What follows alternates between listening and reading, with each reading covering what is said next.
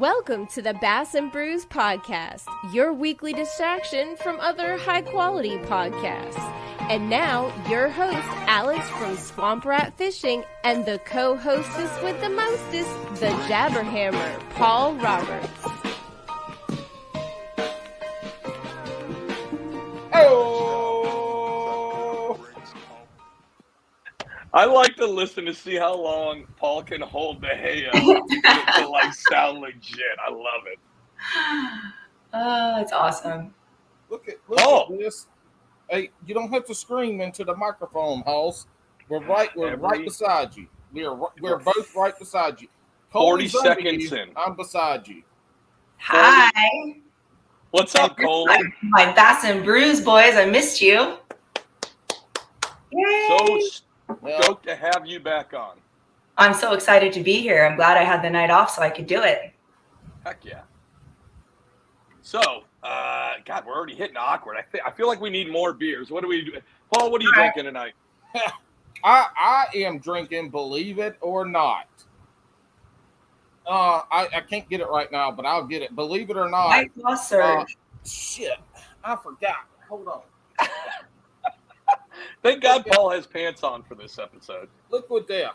Liquid Death. Oh, you're drinking water tonight. All right. You got the sparkling even. You're fancy. Oh, yeah. You got sparkling. I like it. Look. If I could get sparkling water to come out my tap, I would pay extra for it. You can. They sell a little machine on Amazon. It's like $30. Yeah, I got the machine and it fills all that stuff up. That's too much damn work. You put a button, whatever. Good God. Okay. So, got to change the container out. So Paul's drinking water tonight, which is fine. I do have a beer in the fridge I can grab. However, it's hotter than Satan's beehole here right now. And I went outside to pick up the backyard farm a little bit, and 30 minutes out there, and I couldn't breathe. The humidity is like 40 or 50%, which I don't know where, Alex, is it high where you are right now? Okay. Right now in the Bay Area, there's no humidity, but back in Jersey, it's like 80. Okay, so I'm used to dry heat, no humidity at all. I couldn't breathe. I thought I was back in Austin. Like, I was dripping wet, picking up duck feathers and cleaning up the farm. And I realized I was super dehydrated, so I've been trying to drink water. But I will give you a little yerba mate crack, if you can see that. This is the next best thing to alcohol because it makes me kooky, but it keeps me awake at the same time. So it's a win-win. So honestly, I don't think we needed anything to make you more kooky. I think you're kooky enough. Oh, buckle up, cowboy, because we're getting ready. Ew! So instead of alcohol, does it got marijuana in it? No, but I have one of those too. But it's not marijuana, it's CBD. It's like to help with my back. But so CBD is not THC, but I may or may not have had one of those in the fridge at one time. I'm not sure. XYZ, PQRST. Don't forget those. So tonight, as always, it's been Sierra Nevada. Come at me, bro. Hazy IPA. Hazy little, yep. And because it's the send-off show, because I leave in like 6 days, it's Jim Beam as well. Uh-oh. Oh, every time that bottle makes an appearance, the neck has been drank. The neck has been drank. And by the end of the show, there's like a sprinkle or two left in the bottom. And Alex can't keep his eyes open. What show was it? Was it the Thanksgiving special or was it his last send-off where the after party? The send-off where I just went to sleep. You were in your bed filming it and you're like, I'm out. And you were just gone. That was awesome. Absolutely. Hey, I have a whole selection of bourbon right here, so I could join you if I decide to do nothing else for the rest of the evening. That's good. If somebody could tell me how to, every time that we chat, we send a chat, post it in every damn one of them. Yeah, that's what it's supposed to do, Paul. But that is dumb. I don't like it. I should be able to choose. Do you want to fix the internet now? Is that where we're at on Bass and Brews? We're going to get at Elon Musk, have him sponsor Bass and Brews to make sure that Paul gets the internet the way he likes it. You don't want the chat to show? Oh, no, we've got it. He's just upset. He's upset because when he says, hey-o, it posts on, like, the 2 different YouTube channels and the Facebook. So what he sees Anyway, it don't matter. It don't matter. And I wish our guestesses could post through the StreamYard link instead of having to have, their phone or a side chat going. Oh yeah, I forgot about that. Well, I mean, so honest, like, to be honest, the way that's supposed to work is that the chat drives the conversation, and then we'd have our guest Coley here. We would say the questions, and then she would answer them on the podcast form instead of the chat. That's for this podcast, but when we get like a group of people, we get 4 or 5, some people can, it don't matter. Look, we ain't going to fix it. Neither one of us are smart enough to create a StreamYard 2.0. So we got to work with what we got. Ramon says that's Sheriff Coley to you, Swamp Rat. That's right. That's right. We were chatting when you guys were on your Alex Rudd show the other night. So that was a really good time. If you guys haven't listened, what's funny, if you don't get enough Bass and Brews, it just released on Monday. You can go over to Alex Rudd's, and you should, because that was another really good episode. Again, like watching this evolution of Alex Rudd, who was like very kind of straight-laced, and then watching him the last couple of months. And the only thing I can kind of contribute it to is that he was on Bass and Brews, and now he's like fully unhinged. So definitely go listen to that one.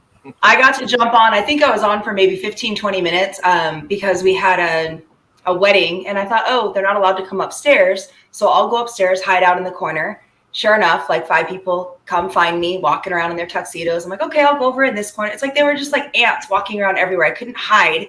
And then my boss walks by me, and I'm like, hey. I'm like, I got to jump off now. It was kind of a bummer, but I got to see about 20 minutes of it. It was good. Tori does not think it was. What did she say? She said it was so bad. I don't know about that, Tori. I had a good time. I did not drink enough water.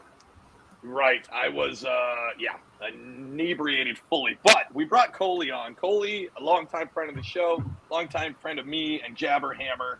You've been a guest. You've been a co-host. Yeah. And we're bringing you back on as a guest. What's been going on lately? Tell the fans, the people who want to know more about you. Let's see. I was working a whole bunch for a while because the fall and Christmas time is super busy for me. And then when it comes to be about spring and summertime, the work kind of drops off because all the concerts go on tour. So it gives me a little bit more time to fish and travel. I got to go back and see my bestie, Tiffany, and we fished a Lady Slayers tournament together. I got to go back and visit her twice. And the second Lady Slayers tournament was absolutely amazing. We ended up having a mutual friend that took us out on a boat. Thank you, Bo Nelson. You're awesome.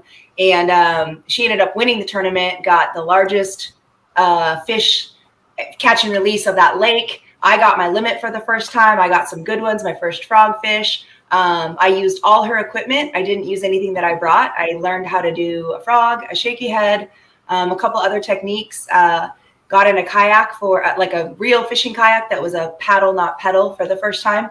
And that was a challenge. It was super windy. I can't remember the name of the lake, but we met up with 2 other Instagram friends.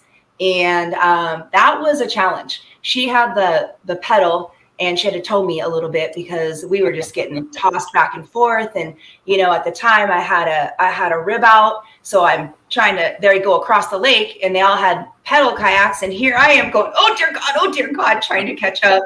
So she was kind enough to cart me around a little bit. We ended up skunking that day, but it was an epic adventure. Made it to Oklahoma once and got to fish with Slayer Buck, my buddy. So that was fun, but the river that we fished was kind of muddy, so it wasn't as easy to fish this time. And then I have 2 more trips coming up, perhaps a third to wind down my year. I'm super excited. All 3 of them are, 2 of them are fishing trips, and one my family doesn't know is a family wedding that I may not tell them I'm there a day early and go fish with some Instagram friends in Florida. So I'm trying to figure out if I can work that one out. They listen to this podcast, so you done told on yourself.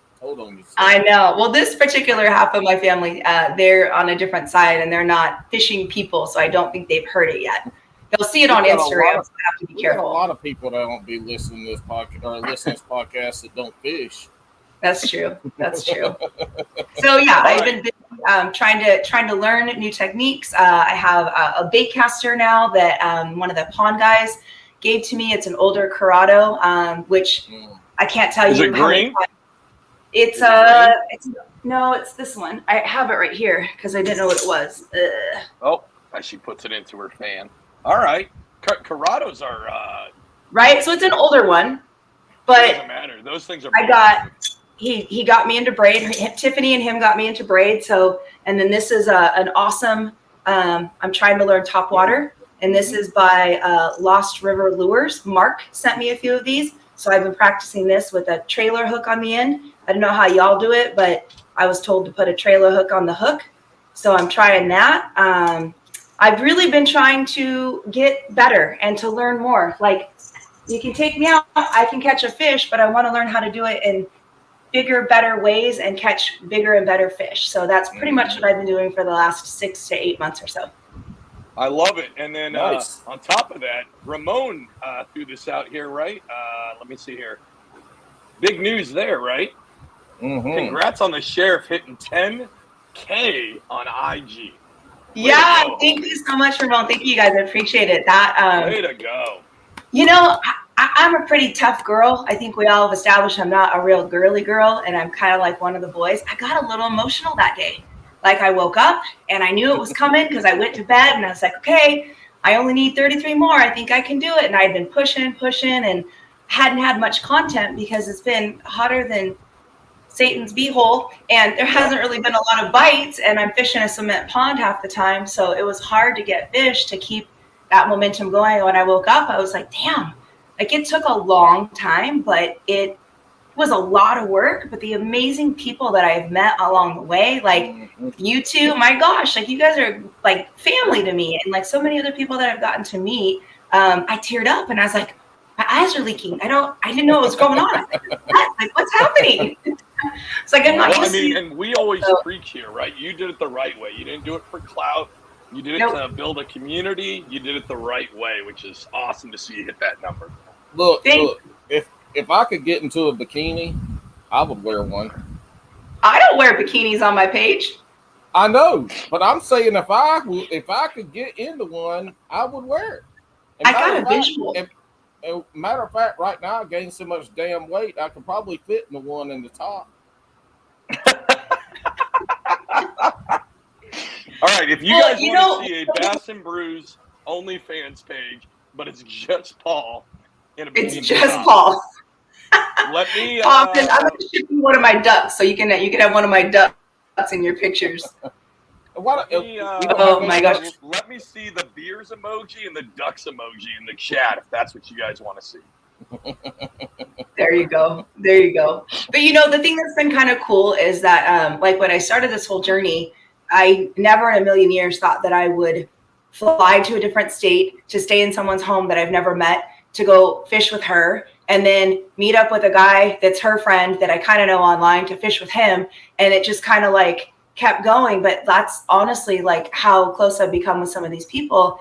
And then also, my page isn't all fishing, which I remember in the beginning people would put not fishing related, and not to call anybody out, but I never really understood that. It's like, well, no shit, Sherlock. Like, of course it's not fishing related. It's a picture of you and your family. It's a picture of your dog. And I didn't understand why people felt the need to like clarify, I'm going to post this, and I know this is a fishing page, but I never gave two hoots about that, because what you see on my page is me, and it's kooky and it's crazy and it's fun. And it's just the girl next door who wants to catch as many big fish as she possibly can and critters along the way and rescue as many ducks as I can.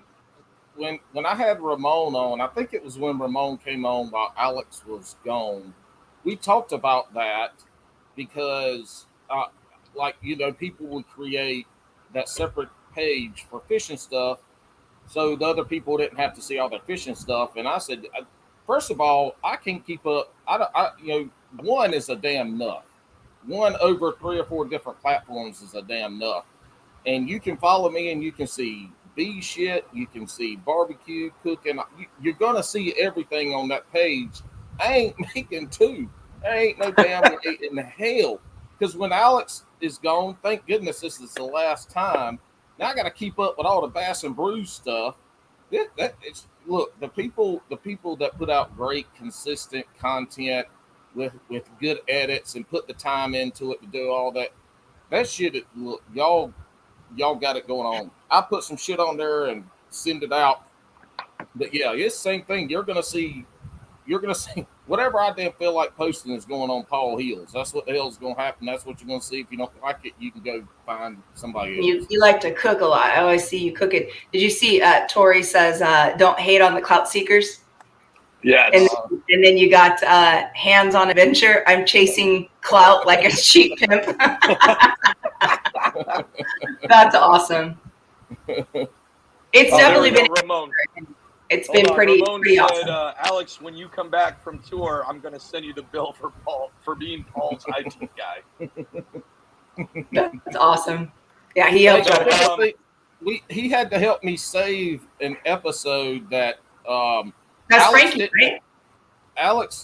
Alex didn't tell me that we had a limit on having. Matter of fact, you need to go check that shit because it's a pain in the rear end if you got to turn around. Anyway, I ran out of storage on StreamYard and I didn't know it until the podcast was over. I can't remember whose it was, but he had to help me go get that shit off of the YouTube, the audio, so I could post it in there. It was a lot of work.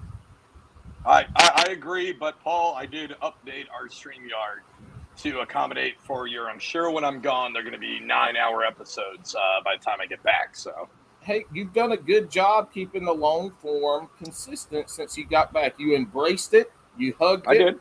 You made out with it, and now it's your side chick. Sorry, Amanda, but long form podcast is my side chick.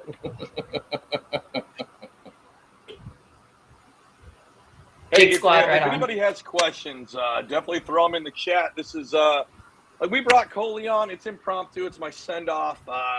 Funny story enough, Coley was prime guest on my last send off too. So, who's Stephen Bell? Call him out. Call him out, Paul. Stephen's a local kayak angler here that I compete against on my 2 trails. He's also on the other KFL team that we compete against, but he's a good old boy. Be catching jackfish. He don't catch no pike or pickerel, those stupid names y'all call him. He catches jackfish. Ain't that right, Steve? All right. So we got a question from Tori. Tori, I guess Tori, would you stop, Paul? You told me I was in charge of the damn chat. And Tori considers herself a super fan, but she'd like to know what brought you to fishing. I used to just kind of play around with one of my best girlfriends at the time. She came from Idaho and she was an avid trout fisherman.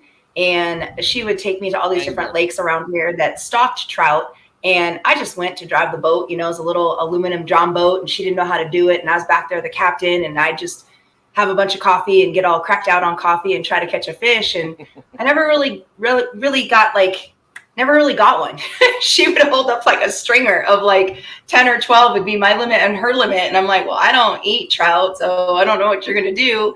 And I just kind of enjoyed being outdoors, but it wasn't until I went back to see my brother in Michigan in 2016. And he was building his dream home on a lake back there to retire. And just so happens that he married my best friend from grade school's sister.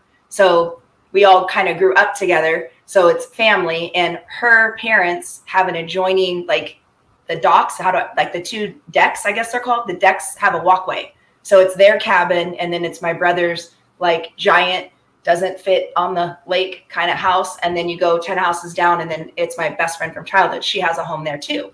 So I caught my first catfish there. I was fishing in the snow. I was determined, like, I'm going to get me a fish no matter what. Every state I go in, I'm going to get a fish. It was snowing, freezing my butt off. I couldn't feel my fingertips. And I went to the bar the last night, and the bartender, Mindy, whom I'm going to see and visit and fish with soon for a walleye, super excited about. She's like, well, I got a rod and I got some worms in the back of my trunk. You want to try? And I said, yeah. So I stayed out at this little end of the lake in 27-degree weather with my pinup leopard scarf and my red lipstick, and I think I had a flower and my little pea coat, and sure as heck I caught me a catfish. And I screamed so loud because I didn't know what to do with it. I started screaming, and all the guys came down from the bar like, you want us to cook it up for you? And I was like, oh, no. I'm going to put it back. Like, you got to eat it. And I was like, oh, no. I'm going to kiss it and put it back. I'm a catch and release angler. So that kind of got me hooked.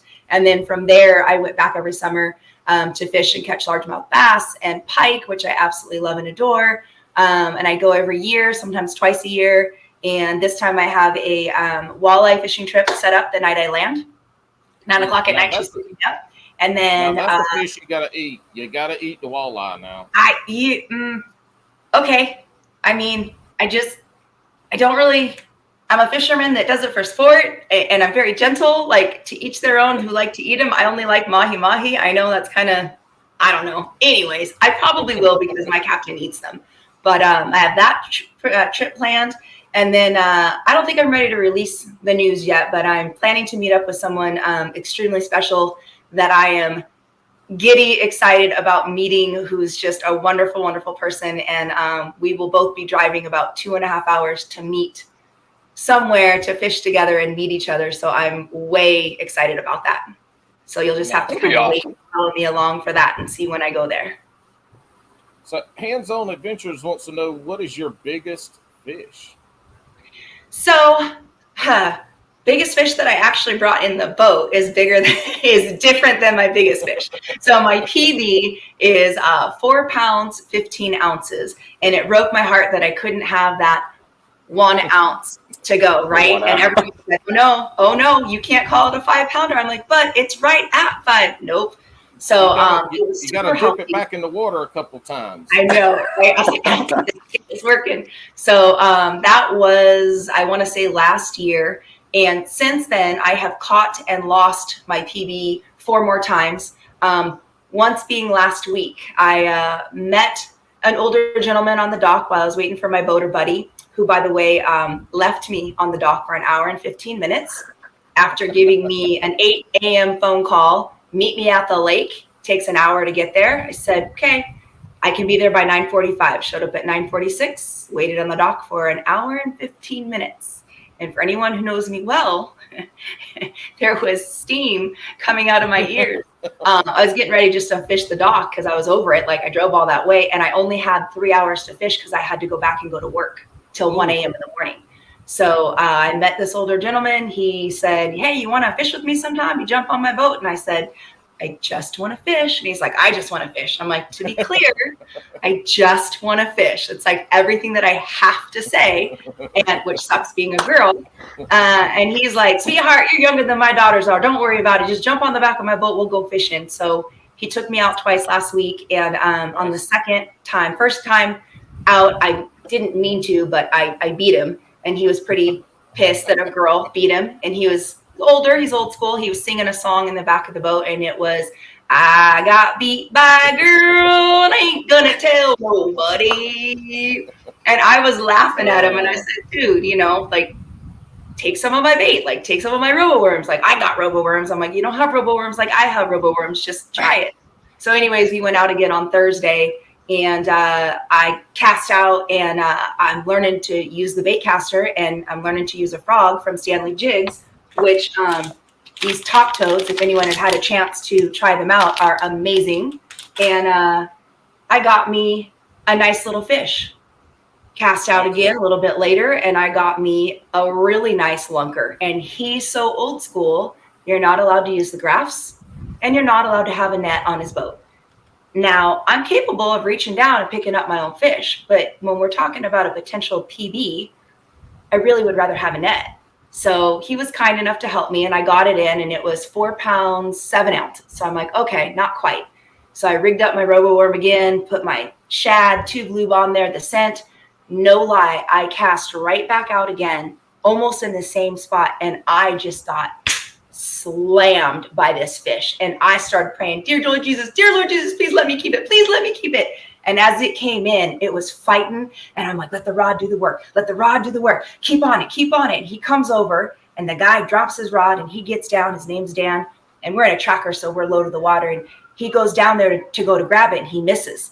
And in my head, I'm like, if we had a net, you wouldn't have missed it, right? So okay. The fish looks at me straight up and down like this. He turns around, and he goes down. I'd never seen it like that. And I was like, oh Lord. So I follow it, right? Keep the tension. Turns around, it's coming straight up. Jumps out of the water. I follow it. Please, God, please let me land it. It goes down again. He misses it the second time. And I was like, here we go. Fish comes up out of the water. Sure enough, I'm trying to go up with it. It gets a little bit of slack. I threw my rod on my lap. I sat down. I may have used a profanity. I can't remember. But he didn't know that I didn't have it on still. And then he couldn't figure out why I was quiet. He turned around. He said, don't you have it? I said, no. Do you have it? He says, no, I don't have it. Did you lose it? And I wanted to say, no, you lost it. But I said, yeah. Lieutenant Dan lost my fish. Lieutenant Dan. And I was trying. It's not my boat. I don't know him very well. Super grateful that he took me out. He's like, that was the most beautiful fish I've ever seen in my whole career of fishing. I've never seen a fish that big. I've never seen a fish that beautiful. And I just said, I know. So I kept my mouth shut, and we got through it. And then, fast forward another hour later, we're having a hard time finding it. Another fish, I cast out again, and he's only got one at this point. And he's pretty upset that he hasn't got a good one. It's like 1.5 pounds. And I get a little guy, it's like 2 pounds. And I'm swimming it, and I'm smiling, and I'm enjoying the moment, whatever. And he's up here, and all of a sudden I go to boat flip it, but I can't because he put his rod tip down. So I went like that and stopped. I lost my fish. And I stopped and looked at him, and I went from this to, and he laughed so hard, he fell off his stool. He almost peed his pants. That man laughed for 30 solid minutes, and I just kept saying, don't open your mouth. Don't open your mouth. Don't use those curse words. Do not touch him. Do not push him in the water. Leave him alone. And he goes, baby girl, he's like, your face went from beautiful to ugly in 3 seconds flat. And I said, I was trying not to kill you. He goes, I almost threw myself in the water because I knew you were pissed at me. And I said, I'm still pissed at you. But we laughed after a while, and he had a good old time with that. But I don't get out very often. So for somebody to cost me even a 2-pounder, I was like, damn. But okay, he had a good time. So it was fun. You need to start calling him Damn It Dan.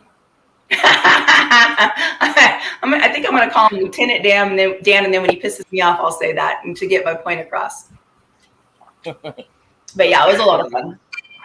That's like one of my favorite stories you've ever told, Carp. That is amazing. Like, well, you know me a little. You guys both know that I can be a little colorful at times with my words, and that bartender side of me comes out and not the cupcake nanny side.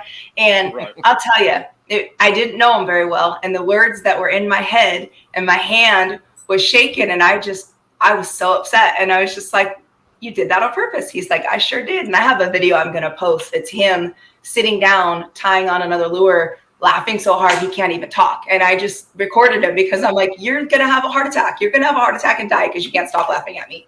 He's like, I can't believe how ugly your face got. And I was like, again, now you're insulting me. Like, okay. But it was fun. We had a good old time. We're going to try to go out. That's what you get for meeting old men at the pier. That just want to fish. I figured. Here's what I did. I took a knife in my pocket. I always have my trusty knife.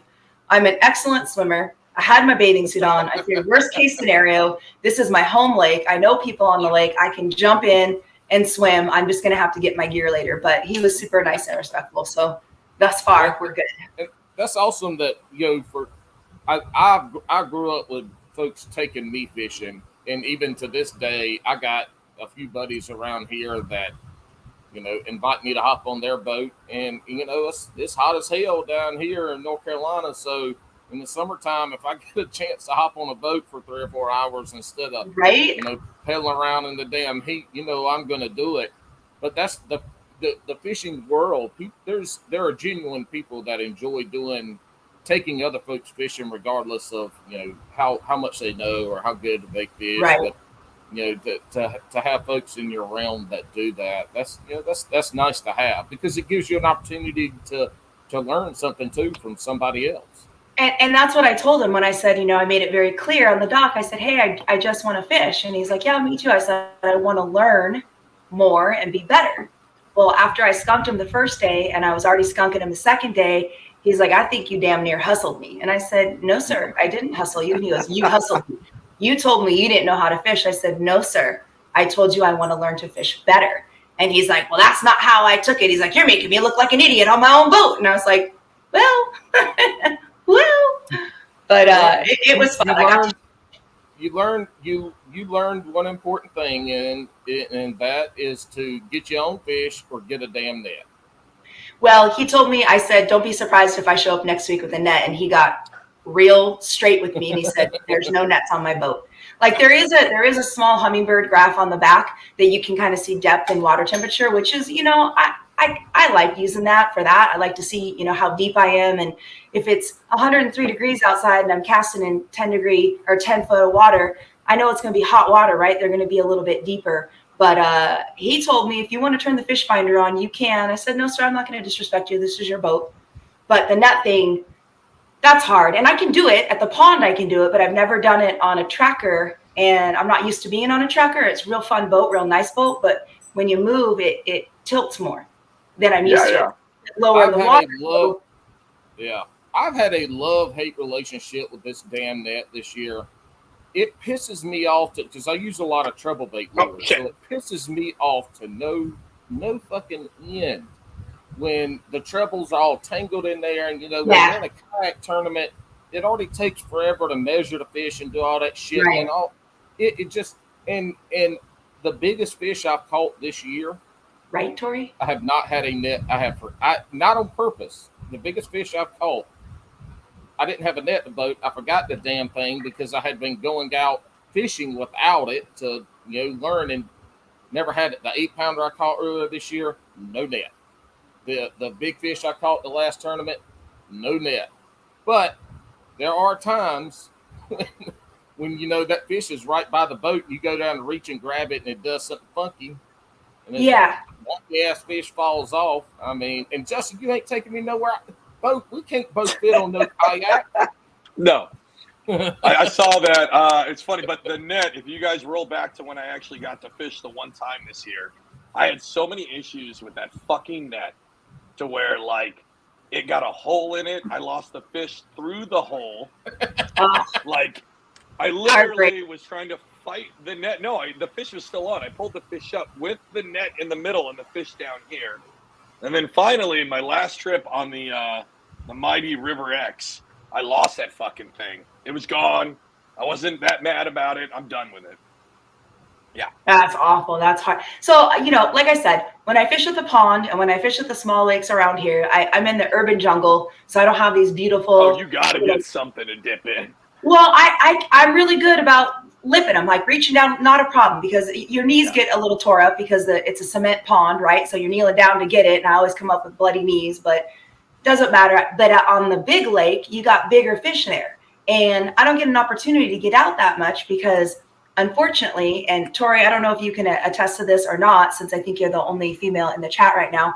And I know you're married, but when you weren't married, the problem is that if you do have a buddy that fishes and that has a boat and that wants to take you out, their wife or their girlfriend isn't okay with it, which I totally get. I totally respect and understand. But again, I just want to fish. So I run into that problem, or I get someone who's like, yeah, I'll take you out to fish. But then you make that comment, I just want to fish. And it's like, yeah, but, and then you're stuck. So being a girl, you kind of got to be a little bit more careful and knowing that it's not like two bros. It is two bros going out essentially, but it's not two bros going out on a boat. And I get it. It's just a little bit hard. So I haven't quite mastered being able to reach down and hold a really big fish with my rod up because I want to make sure I get it and I get excited and I'm learning to calm myself. That's why I was so proud of myself. I did pray really loud twice to the dear Lord Jesus that I kept the fish, and I got the first one and I said thank you, and the second one was a lesson,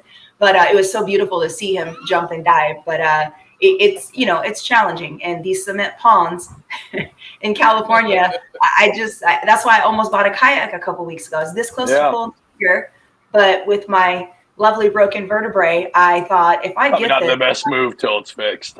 Yeah, and it's like I'd never been on it, and it was a Mariner, a native Mariner, and it's a discontinued model. So it's like, well, why is it discontinued? And then a couple of buddies, I think Brandon told me it sits pretty low. And he's like, that's going to be hard on your back. You need something higher. And right then I was like, I'm pulling out. I'm not doing it. So I can't use it for a while anyways until this thing heals. But I can still fish. Doctor gave me permission to fish and work a full shift. Just no lifting over 10 pounds. So I can't get a giant double-digit fish for a while on my own. So you get your elbow fixed and then tear up your back. I mean, you know, you got to.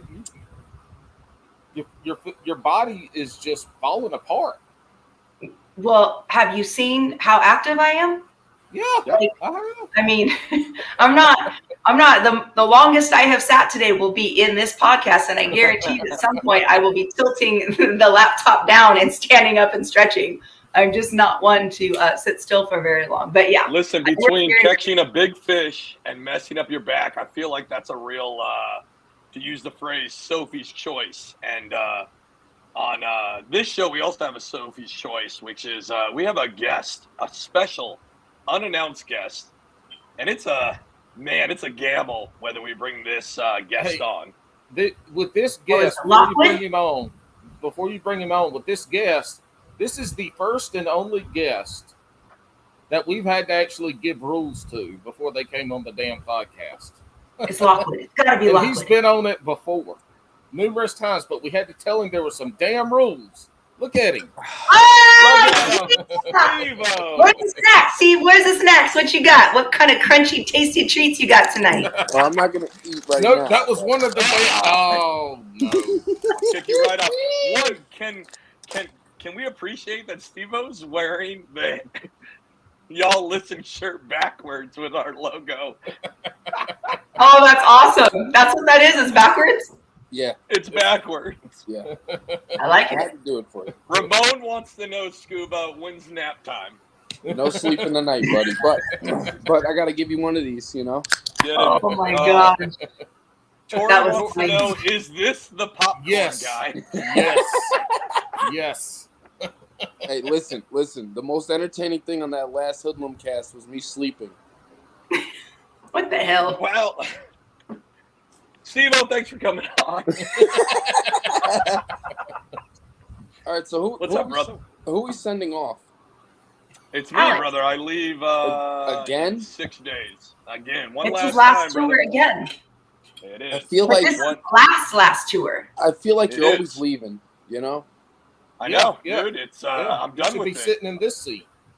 As the time of recording, I have 66 days until I become a civilian.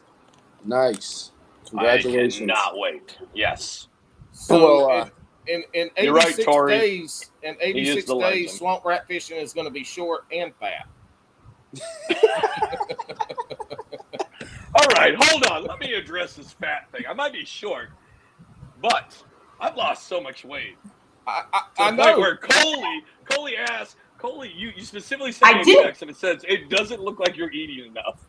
I said, my grandmother. I'm checking in on you. Are you eating enough? And he goes, yeah. I'm like, you've lost some weight. And he's like, oh, you know, and I said, no, like, I'm worried. Are you eating? Like, do you need me to like ship you some food? Nope, I'm eating enough. Just living that healthy lifestyle. You know what I mean? That's what I do. Are you conforming to California ways and eating quinoa and cantaloupe like I did for dinner tonight? Nope, and I never will.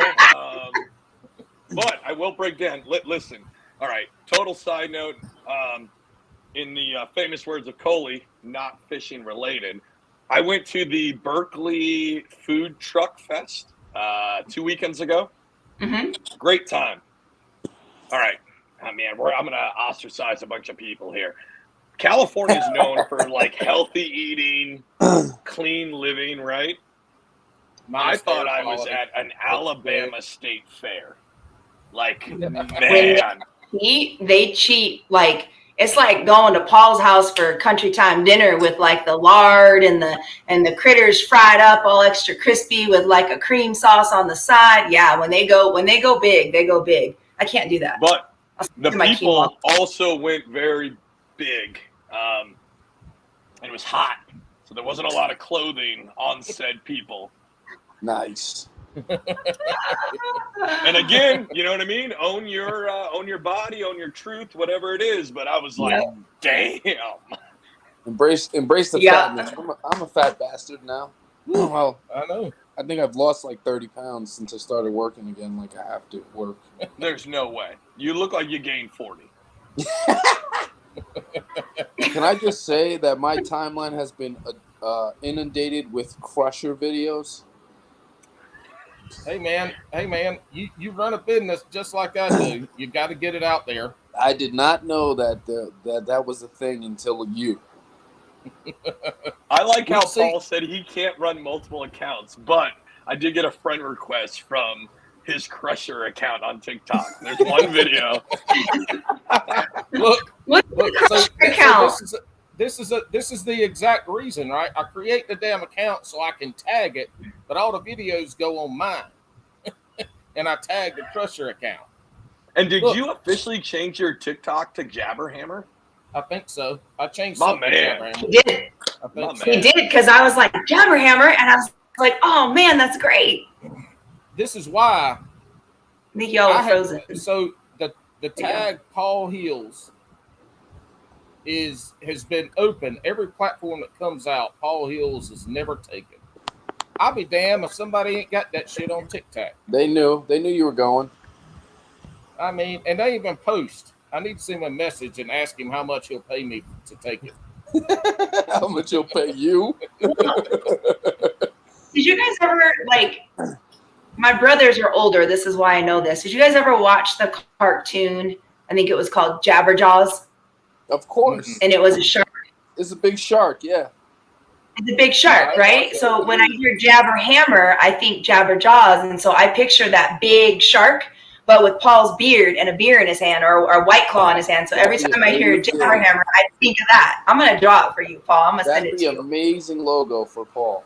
Hey, that's what I think of. Like hammer, so make it a hammerhead shark instead of the other shark, right? There we go. You got to draw it because I can't draw a crooked line. I'll draw it. Put a little duck on the back yakking. It's gonna eat the duck. Where did Alex go? Alex just. It appears Alex has just retired for. Oh, there he is. There he goes. He probably had to go to the bathroom, and it's right behind him, so he probably had to turn us off for a minute.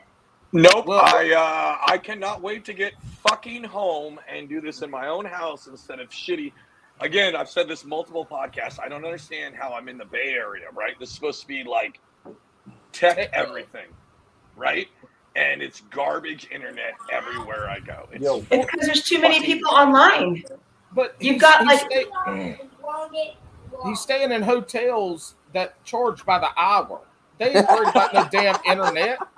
Those hotels don't give a shit. People ain't going there for the internet. He's the only man since the hotel has opened that cares about the internet. Funny side note, I was at that Motel 6 for this whole time. What was it? I was in port for 4 months. I was at that Motel 6, and the lady legitimately asked me. She said, hey, I know you do your thing because we can hear you. You know that we could maybe give you an hourly rate to do your talk show. And I was like, listen, I'm not trying to be that guy who has the hourly rate at fucking Motel 6 in Oakland. But this is what's funny. Is the first time you probably did the podcast and I'm like, that's not the noise that we usually hear out of rooms. What's going on? Alex, you dirty hooker.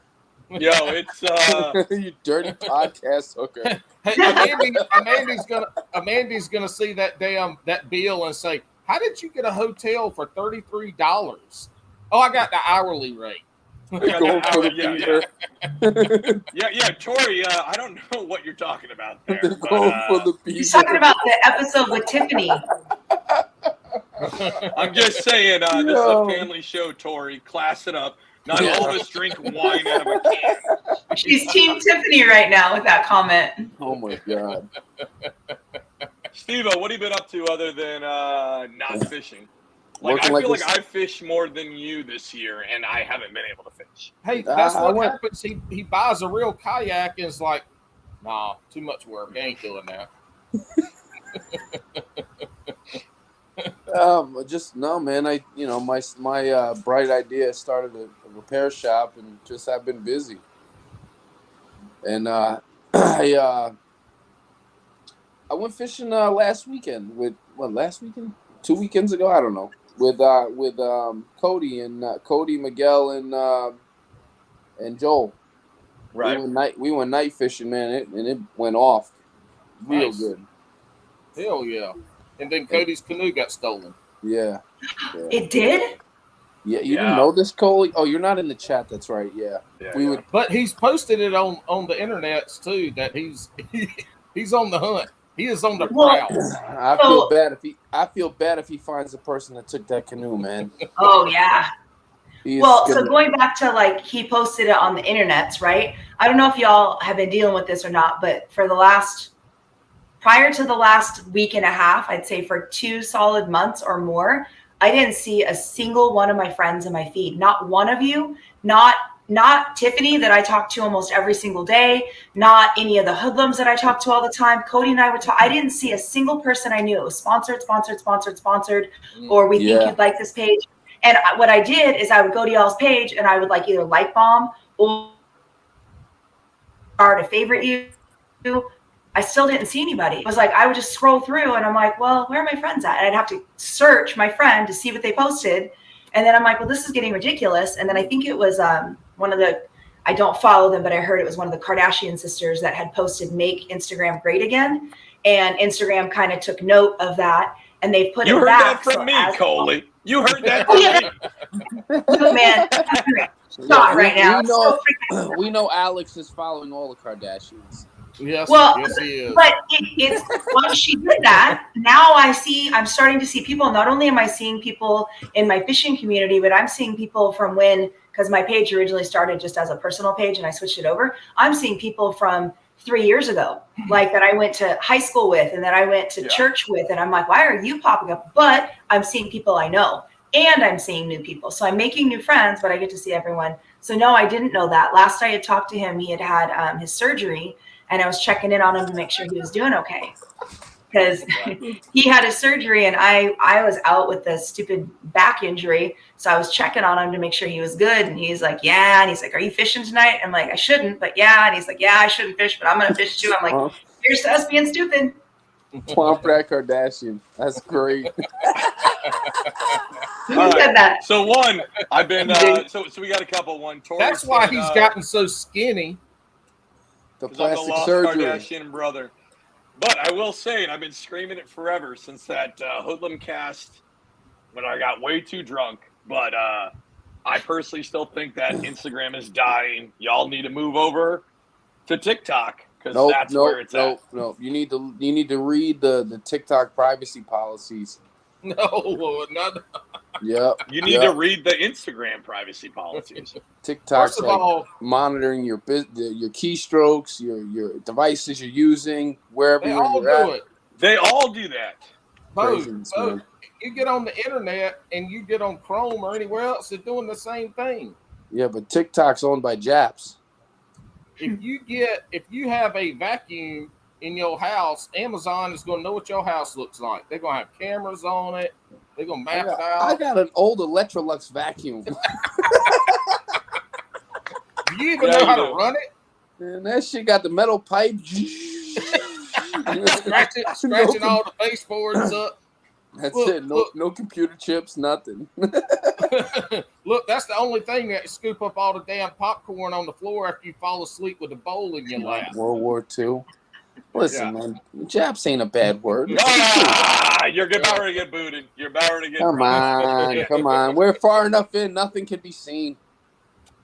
That's not true. But anyways, we'll pivot quickly. Yo, do you remember? Hold on. Do you remember the rules? You remember the old school vacuums where you would like step on the button and the cord would whip back into it and smack you in the leg every time? I hated that vacuum. That vacuum was like $1,200. Shout out to Dusty, my stepbrother. That dude's a dick. He would literally line that thing up through the living room all the way over, right? And our house, we had a one bathroom, and there was 9 of us in it. I'd walk by that motherfucker, and this guy would be like a sniper with a ghillie suit hiding in the corner, But by ghillie suit, I mean he was dressed as our grandmother's couch, so he could blend in, and he'd sit there and hit that button, and he'd time it just right to where the plug would just nail me right in the calf. I hated those vacuums, and they were like so much money, and they would finance them to like everybody, and you'd have to pay for that vacuum for like 20 years. The door-to-door vacuum sales guy. This dumbass bought one of those because they came in knocking on my door and like, do you have a cat? Do you have a dog? I'm like, yeah, I got both. You got pair? Yeah, I got both. They did this demonstration. It can suck through 12 inches of foam and it'll get everything. And I was like, oh, I gotta have it. $1,400. Oh my God. $100. This was like 21 years old. It was my first house, and I was like, I got this great vacuum. I stayed on that thing for like 10 damn years. I couldn't even believe. Coley, I've got waterfront property in Kansas. Yeah. If you'd like to buy some. Look, I was a little bit younger then. Okay, I still have it. It still works really well. Just so you know, now that I have. I hope so. Pigs and Jigs asked, did I toss the Bass and Brews jig yet? Dude, I haven't. So full disclosure, I have filmed like probably 12 videos trying to fish the shitty Oakland estuary.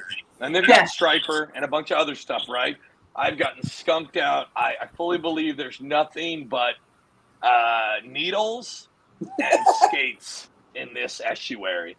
But Pigs and Jigs, by the time I get back, I should be still on a good fall bite, so I will definitely be throwing that. Hey, Jigs and Pigs, just to let you know. It's Pigs Jigs. Pigs Jigs. Just to let you know, his ass is going to get one cast with that because I haven't seen a video yet where he tied a jig on and dumped. And again, like the last episode, he ties overhand knots. He casts that bitch and it goes off into somebody's backyard. Rest in peace, that beautiful jig from Wisco Bait. It is a wonderful jig. And I yeeted that thing. And Ramon loves it when I say yeet as well. Ramon, drop in the comments, what was the other phrase that you're waiting for me to say? Because I said yeet, I said vibes. And then he said I'm being too California, so he wants to know. I can't remember what the other one was. Dude. Yeeted, there it is. He already mentions it. Yeeted. Because I did. That thing went mid. I don't even understand what mid would mean. Well, I'm from here, and we don't say mid. What's mid? I don't even know what that means, but I'm old, so I don't know. Mid. Hey, I'm going to forget this later, so I'm going to say it right now. Alex, when you get back and you're retired. Yeah. You're growing your beard out. Yep. And we're both going to have nasty, scraggly ass beards on the podcast. Alex. Yeah, Alex. The only way you're gonna figure out mine compared to his is mine will be all white. Like, dear God. I've already looked. So when I left, I had a little bit of white, right, and a little bit of white in the hair. And this, what am I at now? 10 months away from home now, right? It is completely. If you look at those videos that I made in the spring when I went home, it was already turning. I'm gonna look like Santa Claus had sex with an elf. It's because you're old. Yeah, I mean, like, look at Steve-O. He's got his all nice and trim. Sometimes he does the handlebars. He looks like he got out of prison. It's got a nice, clean look, but it's still kind of like I could shake you in the bathroom. Yeah. That's hot. But when you get too much and it's unkempt, it's like you got a lady part right on your face, and then your poor wives have to get that shit in their mouth, and you know what that's like, and you're like, I've been married like 20 years. We don't kiss no more. Well, that's probably because you got a snatch on your face. I'm just saying. I mean, is that okay? I'm sorry. Hold on, Coley. Here's the big difference between me and Steve. He might have a manicured beard, but guess what I have that he doesn't? It's called hair. That's all right. I'm sexy and I know it. Steve-O's face is so ugly that he's not balding. It's just his hairline is running from his face. I'm just saying, think of your partner for a minute. Like, grow it out for like a couple weeks, but it's like when it curls up underneath your lips. And no, I can't. That's why I can't grow a beard. Because when the hair up from my mustache goes where I feel it on my lip, I have to trim it. I'll shave off. I can't. Tori, what's that mean? It's fun to watch us. We're fun. She's just excited she doesn't have to see the midget beard that I'm going to grow. And then Pigs and Jigs says, Coley makes the show. Yeah, that's why we have her on. Listen, we know when our viewership can we all drops. just point out Coley has the vintage Swamp Rat Fishing logo today? That's right. The old school. I cut it. Check it out. Tailored. I didn't know they made those in tank tops. They didn't because I told the story in the pre-show. So I have all these nice shirts. I got the Bass and Brew shirt. I got this shirt. I got the Dust Off shirt. I got a Wu Tungsten shirt. But when what word did you use from Amanda? A well-endowed woman wears a T-shirt with a high crew neck. It's like you're a man with this like uniboob inner tube, and it's just this one giant like uniboob. Like there's no crease. It's like this tube. It's like I got an inner tube, and it just looks ridiculous. So I never wear the shirts. So today I Pinterested how to cut the sleeves off without getting that big giant stupid gap, and I nailed it. So Dust Off shirt is next. I know exactly what you're talking about. I got 2 tubes. I got one right here and then one around my damn waist. Well, if you angle your shirt inwards, it makes your shoulders look narrow and it makes you look thinner, Paul. So maybe I'll cut some shirts for you if you like. I don't think you need to have that, but you get to a point where cutting shirts don't help. You just got to lose weight. Here's the sad part is I still can't float. You still what? I still can't float. I sink. You know how you I can. I float well. I can't float with the dam. I sink like a damn rock. Hold on, I almost had the Boy Scouts tell me they weren't going to give me my swimming badge because I couldn't float. And I'm like, I'm on the damn swim team. I can't sink to save my life. I can't go to the bottom of the pool to save my life. I'm like, you can't get down there. You can't get down there. It's gone off the rails. I'm going to get rules. Grass says, who let Steve-O on here? I know. What's up, Chris? Look, I didn't even crack the bag of chips. I'm not even eating, all right? See? Yeah, let him get some whiskey in him. He's going to be over there staring at his thing. No.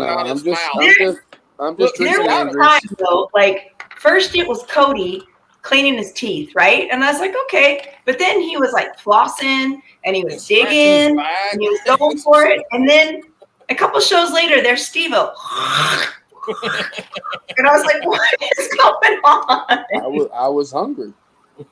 Listen, these guys, hold on. Some of these guys get on podcasts. Steve-O, you're one of the culprits. Get on a podcast and you guys feel like it's your kitchen table. Look, we're just trying to make it more.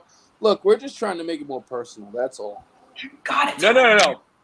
Guess what? Nobody wants to listen to you eat chips and fall asleep. I don't care how personable that is. If his wife says he snores, says he snores, she's a liar because he has been asleep on these podcasts. We all know he does not snore. You see, I try to tell her all the time. No, this dude is the stealthiest sleeper. You know, he's just having a relaxing Sunday morning. That's it. Hey, the best was when Steve-O was coming on Hoodlumcast and podcast when he was in his damn laundry room and he's like 18 foot tall and he's in the corner of the laundry room trying to stack his damn phone and shit. I'm like, where the hell are you, man? That was in my apartment. Yeah. That's right. That's before you moved. Yeah, you guys moved since then, right? Say that again. You guys have moved since then, right? Yes. We don't live with the peasants anymore. Good for you. Good for you. You can refer to the Hoodlum Cast and understand what that means. Yes, so everybody should go check that out. It is your if we're the daily distraction from quality podcasts, they are the daily or the weekly distraction from any podcast. I listen to that at the gym because I usually have about an hour and I try to catch up on everyone's podcasts and shows. And I tell you, I look like an idiot because I'm on the recumbent bike because that's all I'm allowed to do. And I'm laughing and snorting. And I know I look stupid, but y'all, when you get on there, like it just kind of goes, I mean, like 15 seconds in, y'all just go off the rails. And it's just like, I can't stop laughing. The Hoodlum Cast has a topic. Every time they do it, Bill has a topic. and that topic gets announced, and then from there on out, it's just over. There's no structure. There's no structure. No. There's no nothing. And I've tried to have Ken take over because Bill just kind of lets it go rudderless, and Ken just kind of sits there quiet. I'm like, I text him like, Ken, why don't you lead the Hoodlum cast this week and see how it goes? Nah, I'm good. No. Look, he does not want that. He does not want that responsibility, and neither does anybody else. There's only one person that wants that responsibility, and that's Wild Bill. Mild Bill.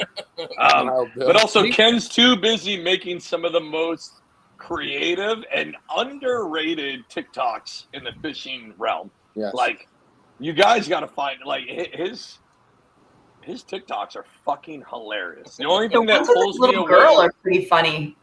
Oh, dude, they're hilarious, right? He's channeling Will Ferrell days, right? Like where Will Ferrell would used to make his kid curse at him. It's the same thing. That one, I was like, he's gonna get in trouble because it's funny, but I was like, oop. Whoops. Paul, I do feel a little bit bad, but not really, because on one of the Hoodlum casts, I may or may not have been privy to you going on there, and I may or may not have asked for you to be deleted a couple times for payback. And I'll tell you what, I never laughed so damn hard watching a podcast, because by like the sixth time, you were just like, you were not having it. You were so freaking pissed. And I was like, thank you. I'm like, tell Paul I said what's up and then delete his ass. And you were like, blip, blip, blip, gone. They start that stupid ass thing so damn late. I mean, believe it or not, I go to bed at like 7 o'clock every night. The only time I'm up late is when I'm doing this kind of shit. And they want to start them things at like 9:15. I'm like, God almighty. Yeah, but they only run 57 minutes and 47 seconds. Right. Yeah. Yo, that's one thing Bill does. He just picks a random fucking number. Like, okay, this episode's going to be this. Tori mentioned she's not familiar. If you guys aren't familiar, you can go to Hookset Hoodlums on YouTube, and you can find they got the Hoodlum cast. They got Bill doing adventures. Bill was supposed to be on the show as well, but he's too famous now that he's won like 3 or 4 tournaments in a row. Three. So we had to slum. Yeah, so we had to slum and bring Coley on. Sorry, guys, but oh my God. Did it come out your nose? Hey, Tori, just a heads up. You cannot listen to that one with your kids in the back of the car. That's like an only, like, have a tasty beverage or be somewhere where no one else can hear. Like I said, I'm at the gym laughing on the bike like an idiot because they got to have my ear pods in, but the kids cannot be privy to that. Just giving you a heads up on that one. Yeah. I'm just saying, Ramon, like, it gets a little crazy. Y'all look. We don't edit shit on Bass and Brews. No, it's funny. Edit hook set before that shit goes out. When they did the Fishing for Answers, they like edited so much good stuff out of my episode. I'm like, dude, you edited out the bats to the face and the gunshots and the knives and everything else. Listen, I love Hookset to the bottom of my heart. Some of you degenerates are not built for everywhere else. Like, it's... Y'all should not be allowed. Y'all should not be allowed to come tell stories to the public. Yeah. I mean, literally, Steve-O, I put the reel out. Steve-O said, let me in. And I said, I'll send you the link, ... And then he went, listen, I won't eat or fall asleep.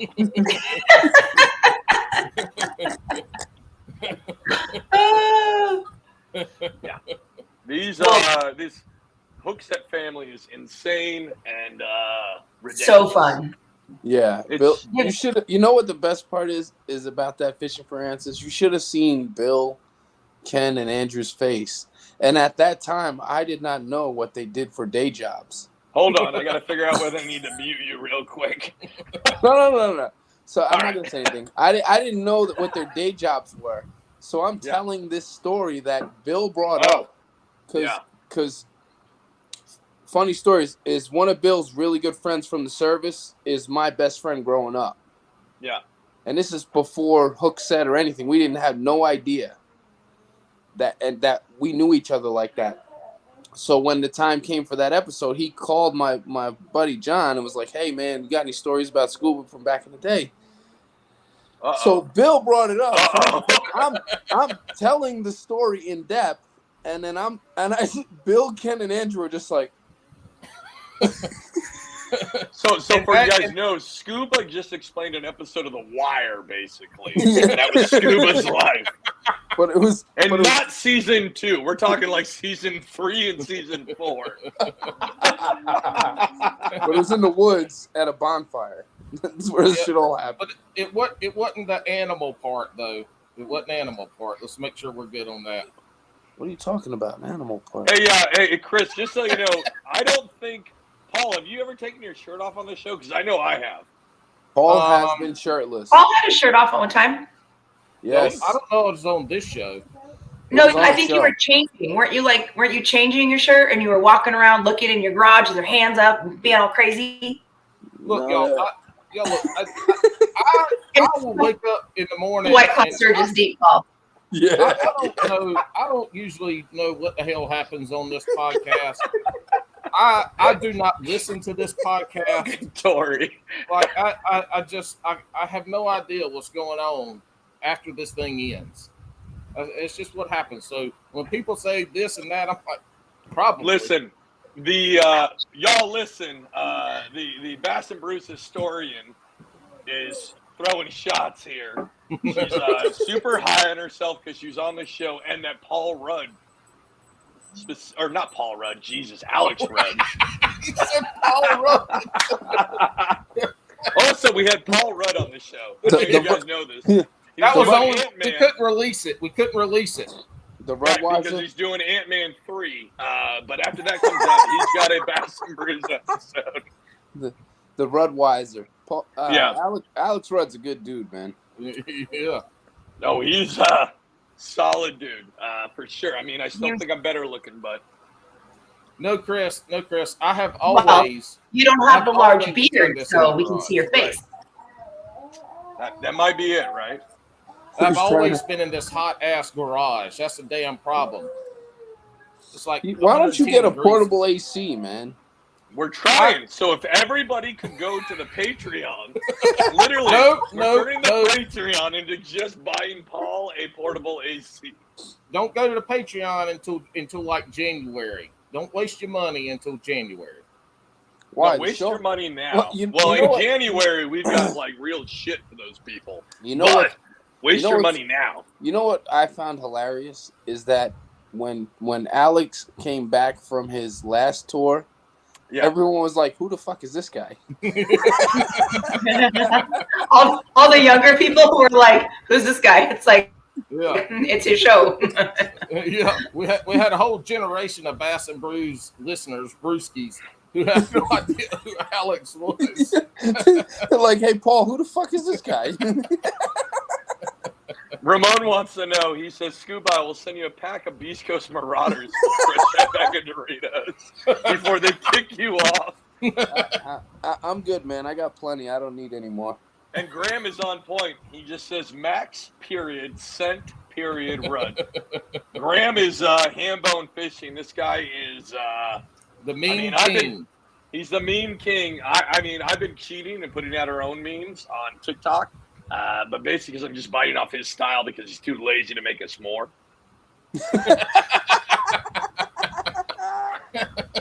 Oh my god!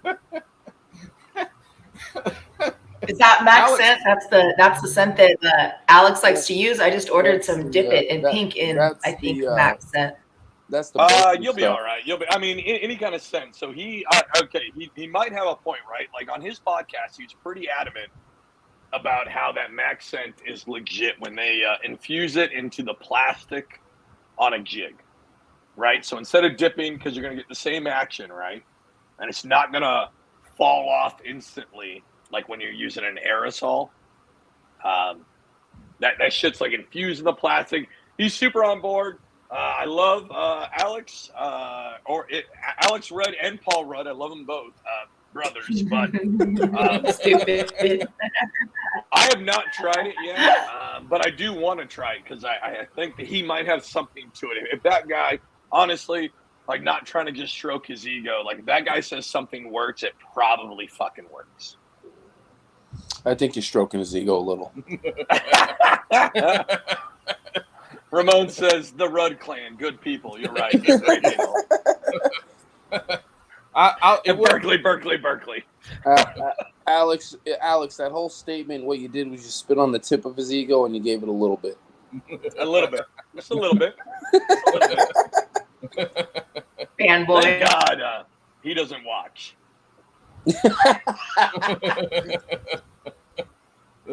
When Alex gets back, this will be Swamp Rat Rudd. Yeah. He's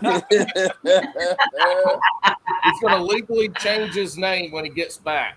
First name Swamp Rat, last name Rudd. What happens when we get back is me and Rudd are going to start our own podcast. It's called Two Bros, One Cup. And then it's just Paul doing Bastard Brews by himself. No. Don't be gross. The cup is full of Max scent. It's not a big deal. Oh, there's a whole generation of people who know what that is. I'm visual, like, bleh. Is this really, Tori, is this really cleaner than the Twitch last week? I felt like we were, I feel like it was Bastard Brews subdued last week. Well, it has to be a little bit clean. Like, I mean, not. I mean, he brought us onto his podcast, right? Yeah, I feel like it was. Well, I mean, there's definitely a time where I wanted to say something about how he does YouTube, and I was sitting there trying to think of the right way to say it, and I was like, and I said it, I was like, wow, like, how do I say that? He's just like, just let it fly. And I was like, well, I'm glad you don't sell a shit that you don't fucking believe in, and you don't sound like a full fucking salesman the whole time. Look, when we go on other people's podcasts, we do have coup. And we go in there and we ask because, you know, this is what the people that know us, this is what they expect, you know, just you have shit what? The whole time. So when we go on, we're like, hey man, like, what's the rules here? Because there are no rules. No. That's what he said, but he obviously hasn't listened to all of the Bastard Brews episodes. You don't say that. You don't say that to a hoodlum. There are no rules. Okay, Tori, you are right. We did talk about microdosing and a little bit of butt stuff. They kind of go hand in hand. I don't remember the butt stuff. What was the butt stuff, Paul? I don't remember either. I remember microdosing. Tori, the Bastard Brews historian, tell us what the butt stuff was. I don't remember that. I remember the microdosing.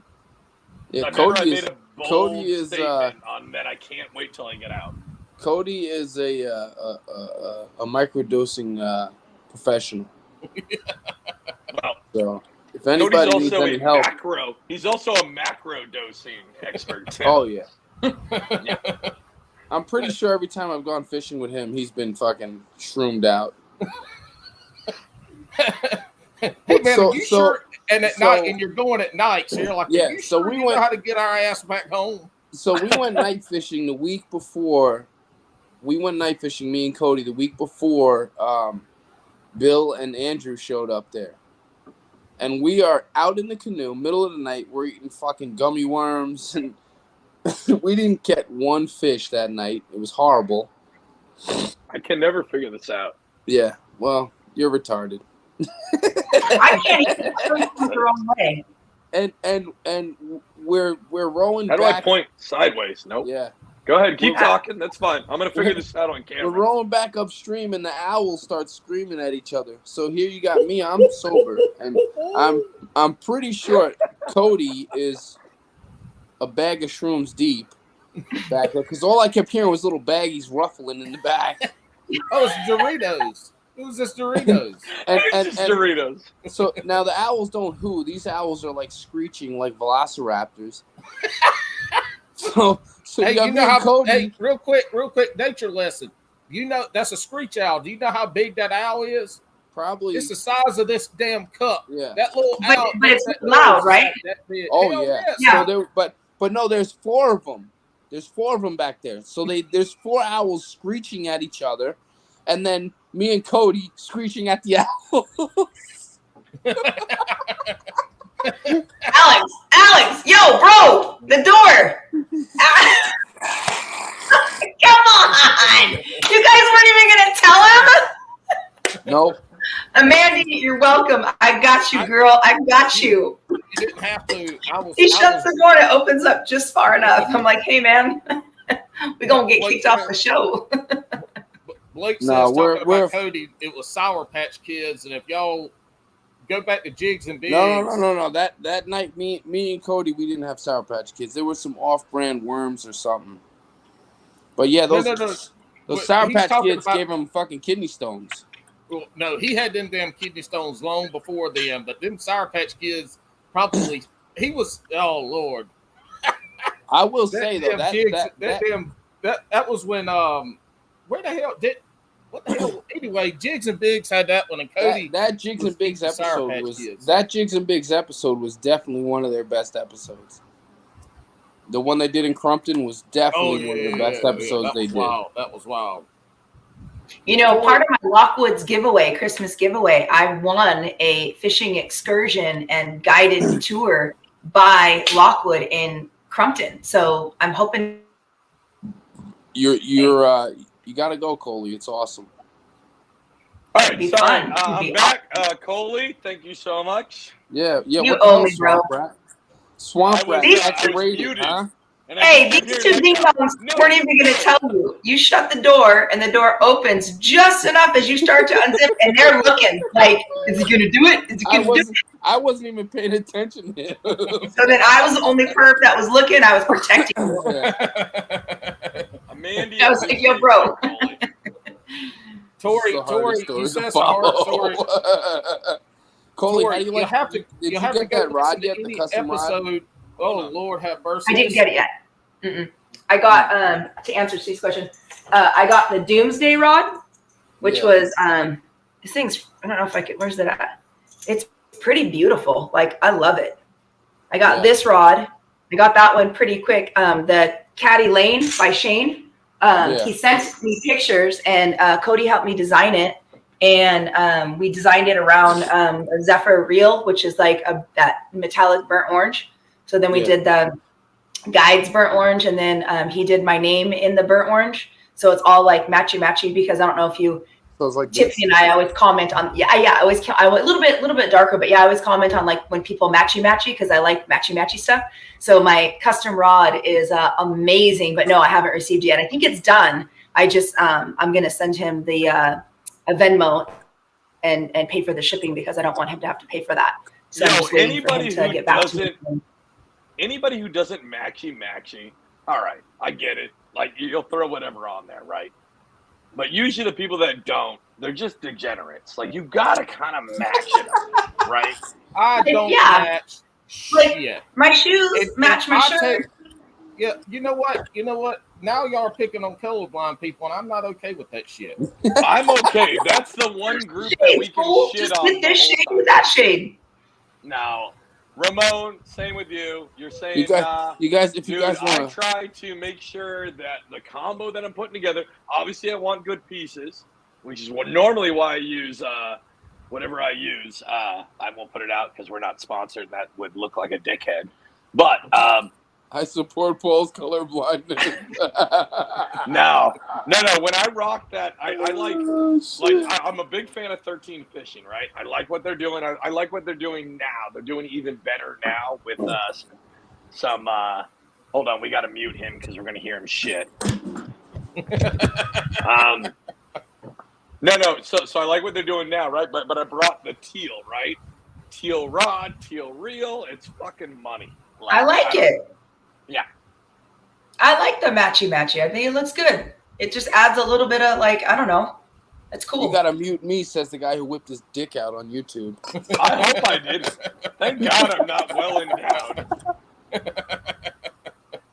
Yeah, I don't match nothing. Nothing in my life, in my fishing, nothing matches. I just put the shit together and use it, wear it. I mean, it don't matter. If you ever look at my stories, like if somebody tags me, whatever color that tag is, I match my thank you to like that color or whatever the background color is. I match it. Like I actually put like effort into matchy in my stories. I'm a dork, I know, but I like it. It looks nice and clean. Ramon says, I buy rods from Walmart, so I don't have to worry about matching. Best thing about buying shit from Walmart is if you're country boy creek fishing and it's you buy shit from Walmart so you can feed your horses. He's got a lot of horses. He's only got a couple, but and you're right, Graham. There was no whipping going on back there. It was a slow slog. I don't even know what that means. I'm not going to ask. See, they were saying when I whipped it out. So he's like, there was no whipping. Oh, okay. This is why I'm not in the chat. Because I've been invited to the chat and I said, I think I'm good because I don't want to like throw y'all's like chat off. This is why I'm not in the Hoodlums chat right here. This because I'd be like, what? What do you do? How do you do that? What's that mean? Let me Google that really quick.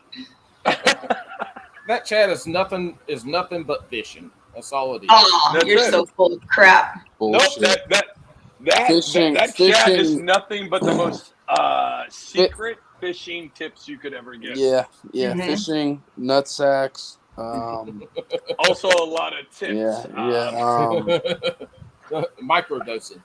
Microdosing, yeah. Yep. Tori, what are you trying to say? Whatever makes the cupcake happy. Jesus. Cupcake. No. It's two snorts. The cupcake. You ever see? Blake wants to know. I guess I should answer this since I was in the bathroom. Tips on how to wiggle the worms. He was just straight going for it. Like, just I wish you could see yourself. You just kind of like you unzipped, and I was like, hey. Hey, what we're gonna do is this is gonna be one of my few times that I take a clip from this podcast and make my own little reel or something. Oh, you're actually gonna do promotional, and it's work. gonna be Congratulations. Alex. It's gonna be Alex with that song. I like that jiggle. Make that more money wiggle. My money don't fold. My money wiggle. How's it go? I'm gonna make that happen now. I'm gonna beat him to it because Paul talks a big game, but he'll never do it. So that's what it says, huh? You don't wiggle, you fold. I'm not gonna lie. That's a pretty good reel. I might have to make it myself, Alex. That's a pretty good reel. That's a pretty good reel. Listen, I just had two people said I had a good reel. I'll take it. I have the creative mind in all of this. Alex is just the one that makes it happen. Tori, get him. Grandpa Paul is learning to social media. You're right. I've been social media longer than you've been alive, Tori. I think she gives you more shit than I do, Paul. Yeah. Hey, look, I accept all the shit giving and all the picking and fun. That's why I usually head it off and pick on myself first, so everybody else can feel comfortable picking back at me. I mean, that's what I'm here for. That's what happens when you're Alex is not ever going to be the pretty face. Team. Hey, how many games in college did you play? As many as you did. You didn't actually play. You were a punter. It's for real? Yeah, that's not a real. That's just a guy who wasn't good enough. Alex is just mad he was too short to play any sports. All right, now the one guy's going to get really mad about the short talk who was shit, I can't even mention it. Never mind. You're already there, man. Let it out the bag. Alex, what did you play in school? Did you play a sport? I played baseball until everybody grew up and I didn't. And I skateboarded. Well, Alex probably got mad in baseball because the only time he got to go hit was when they needed a walk and the pitcher could never get the ball in the strike. No, I was actually pretty decent until about, again, 9th grade. Everybody grew up. I'm fucking a short Portuguese motherfucker. Nothing I can do. So then I moved. Usually not real tall. They're not, super tall. I'm not saying you're short, but they're not. Catchers are usually, your kind of build. They're usually a little bit stockier than you are. You're not a stocky guy, but catchers are, short. I was in high school. I was skinny and short, so that gives me nothing. So I went to skateboarding instead, and I did that for. I mean, that's not a. I mean, now I guess it is a varsity sport or whatever the fuck these kids are doing. But one of the greatest Instagram posts you ever made was the one where you trying to show your girls a trick on the skateboard. Fuck off. You got that clip of you falling. I saved that picture and it's in my love section. I know, I've seen it. You posted it a couple times too. Listen, here's the story. I know we've talked about it, but I still feel proud about it. We were watching the Olympics last year, and they were skateboarding in the Olympics. That's dope. Steve-O, you fucking skate. It was dope to see skateboarding there, right? Yeah. Yeah. And I told my kids, I was like, yo, Dad used to do that. They said, nah, you're too fat. Like, so the next day I bought a skateboard, and it took me 2 days. I got the ollie back. It took me 4 days. I got the 180 back. But the pictures when I tried to do a pop shove it, let me tell you, that thing wrecked my spine when I fell for 2 months. Aren't you scared you're going to break a bone? I mean, I don't even skateboard and I break a bone every other month. Yeah, so I do. I'm on my 10th bone right now. There was a hoodlum challenge for a kickflip. So funny story. I skated from 12 until 18, right? Could never kickflip. Ever. Yeah, I was it wasn't my thing, but board slides, 50-50s, 5-0s, the gnarly shit I could do because I was a stupid kid who just threw their body at it, right? Now I'm like, well, I'm just going to coast down a ramp and coast down. I still skate here in Oakland, but it's old man style for sure. Yeah. No, we y'all used lost me. I don't know what the fuck you are talking about. Yeah, when I don't know, I skated from. Steve-O, he was almost world famous, almost he was super famous in Lichtenberg. That's about as far as he got. I don't know where that is, but okay. No, I skated from probably 13 to 24. Mm-hmm. Yeah, and I mean, I used to do a lot of stairs. Stairs were my thing. Look, Ramon put it out. He's got $100 standing bet. Anybody busting a rolling kickflip. I could try, but I'm scared because I blew my knee apart playing baseball down south. And hey, do it, Steve. Never do got it now. Fixed. Do it now. I don't have a do it now. Do it now. I probably could. You know what's funny is look, Steve-O would be in so much trouble. He put a hole in the wall. The skateboard would go out the window. He's got a new house. He's got a new house. Old lady's kicking him off the team. He put a hole in the wall. This is us montage in the back would be falling and going and breaking. Where's it at? It's right there. It's there. In 2016, I was living. It was when I first moved up here in Maryland. A buddy of mine, when we worked in construction, he had a skateboard, and he's like, "Oh." I was like, yeah, man, I used to skate a lot. And so he's like, oh, yeah, whatever, blah, blah, blah. And I actually pulled a kickflip off. But it wasn't clean. It wasn't clean. It flipped and I got back and I landed it. But it wasn't, I mean, I used to kickflip stairs, Yeah, we used to. See, even when I was young, I couldn't do that. But 180s, down an 8-step, no problem. Throw my body out there and just hope for the best. Old? No, I do transition skating. I'm gonna do a little So my last real skateboard trip was we used to go me. I had 2 friends I'd go with. My boy Steve, another kid Steve, and this guy. Steve. How many Steves do you know? 3 Steves and then somebody else. That's it. And one other kid, I can't remember his fucking name. The clan of Steves. His name was Steve. And our last his name was Steven. His name was Steve. 3 Steves and 1 Steven. Yeah. And we skated the World Trade Center on September 9th in 2001. Oh, shit. Yep. That's gnarly. I broke my ankle that day in Central Park. Yeah. And that's not the gravity. That's just the gravity of your weight. We were bombing hills, and that was a bad idea.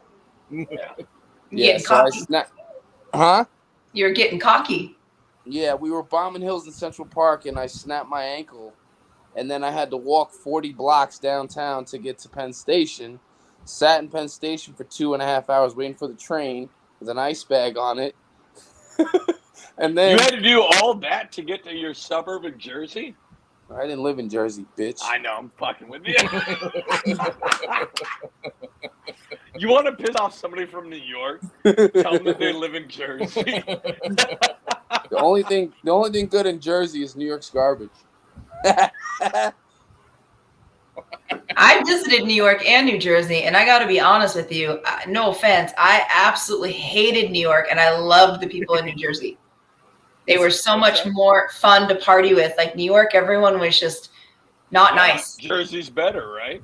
Jersey was so much fun. Like we had a blast in Jersey. I don't think I'll ever make that trip again because it was just New Yorkers were just. Maybe it was just the crowd I was running with, but it wasn't very memorable. The best part about it was I went to see a baseball game. That was the highlight. We had Broadway tickets that my friend got, or a baseball game, and she goes, "Well, I have Broadway tickets." I said, "Peace, I'm going to the game."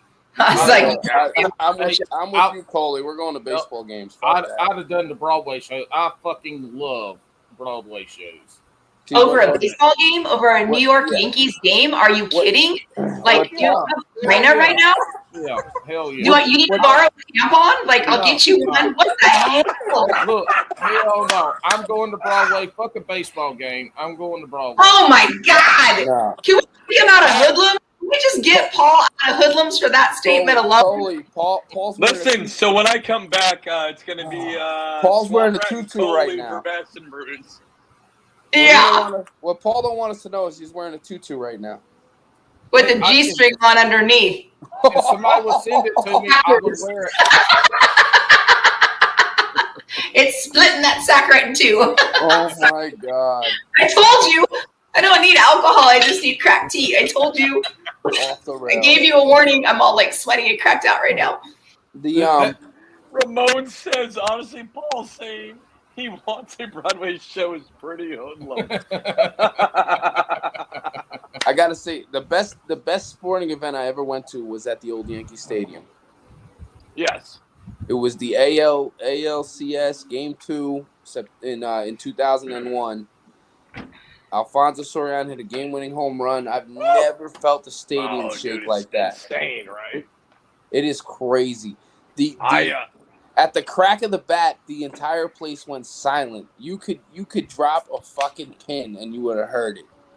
And the second it went over the wall, it was just, I mean, people were throwing their fucking clothes into the fucking field. It was out of control. So two totally, again, as Coley likes us to make sure we say, not fishing related. Stories. So one, when I was a kid, I was there for the My year. And that was Mariners versus Yankees in the divisional round, right? And I was there. I was like fifth row to watch Ken Griffey hit that fucking. Or I'm sorry, Ken Griffey was on first. Cora was on second. Who was on first? Ken Griffey Jr. What was on second? Paul doesn't know who the fuck. I knew you were going there. Yep. Cora was on second. Hold on. Cora was on second. Edgar Martinez came up, and he hit that bomb to let us beat the Yankees in that wild card round, right?